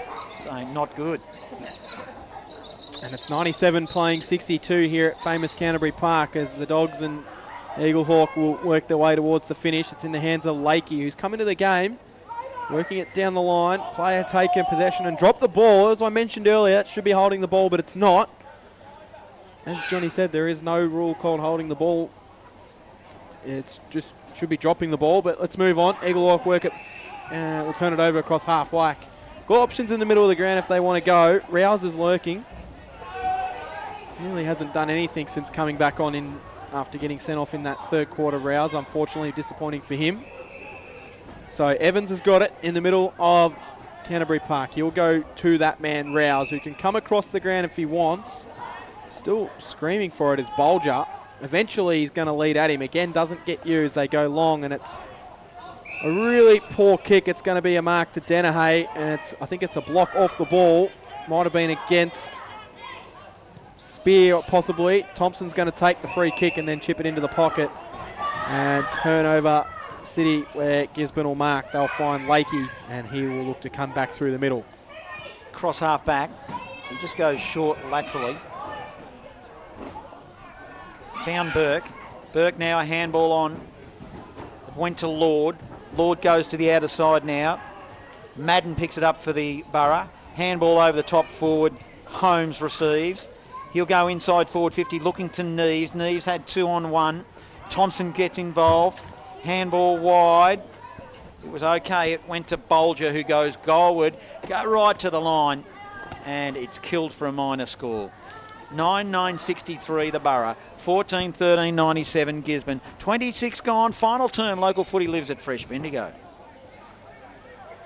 We've made it a bit of a contest at least. I don't know, it's been a bit of a scrambly quarter, but Gizzy hasn't run away with it. Could have got ugly. I think Eaglehawk could take the credit out of it, not blowing out to a massive win in this final quarter. Scanlon goes through. They'll work it wide. They've got to run here if they want it, Gisborne. They do. They'll chip it short. Kick didn't quite land into the intended Chapano. It was forced to work for it. Eaglehawk will come bustling through and will force a turnover 60 metres out from goal. Just butchering the footy going forward, aren't they, at the moment? They have every chance to hit up a forward. They've got plenty of them. Frost wins it down. Rouse went through, couldn't take it. Spills out, sent inside from Jared Lynch. Bouncing ball. Eaglehawk might be able to try and clear this one out. Oh, Langford probably could have gone the ball. Tried to bump, miscued. Eaglehawk will get it out wide. going through. Evans picks it up. He's tackled as soon as he grabbed possession. And the umpire crosses his arms and says, I'll ball it up. Just inside forward 50 for the Bulldogs. 63 playing 97. Spilling out. It'll be Mullen who will clear his way out of the pressure, and then he'll just kick the ball hard up against the boundary. Thompson come out, took the mark. Might have been out of bounds, but umpire says no. Thompson claims the mark. He'll send it down the line. Good mark taken this one. Leading hard at the footy. That'll be Jonty Neves. Oh, he sidesteps one way, then he sidesteps the other. Tries to take on the tackle, he does. Handball's off to Evans. Evans will go towards the top of the goal square from 50 right to the... Well, Gisborne will have the numbers there to clear it. The siren will sound, and that will end the game. Full time here at famous Canterbury Park, and it is Gisborne 14-13-97 defeating Eaglehawk at their home ground 9-9-63. Well, Score sponsor Bendigo City Framers, local footy lives at Fresh Bendigo. well, you're getting excited towards the end of that game, Cam. It was looked like the mercy rule has been invoked. So, impressive winners here this afternoon. It is Gisborne over Eaglehawk. In other scores, Morong, as they're coming through, Morong have kicked away against Bridgewater. So, interesting result on this one, Cam. 17-11 Morong, 8-9. It's not over, I don't think, but that's a little bit of a surprise. I wouldn't have thought they would have got out by that much, would you? No, definitely not. No, so, yeah, that's heading towards a big result out there. We'll bring you more scores as they come to hand. It is out in the Loddon Valley. Newbridge, we've got a final score coming through for that game. Newbridge 17-11, 1-1-3 have defeated Maiden Gully YCW. Big margin here, 3-7-25. And just waiting for final scores for the Bendigo Football Netball League. I'll give you the latest scores we've got. Final scores in at Tannery Lane. The Storm 18-11, 1-1-9 have defeated Kangaroo Flat 5-6-36. So disappointing game. That still in play. The Bloods 21-14, 140 have defeated Maryborough 1-5-11. Now our match day sponsor award, we will nominate our players, and we'll do our best to get that player up here just after the 5 o'clock break, Don. So who do you think that was the best player?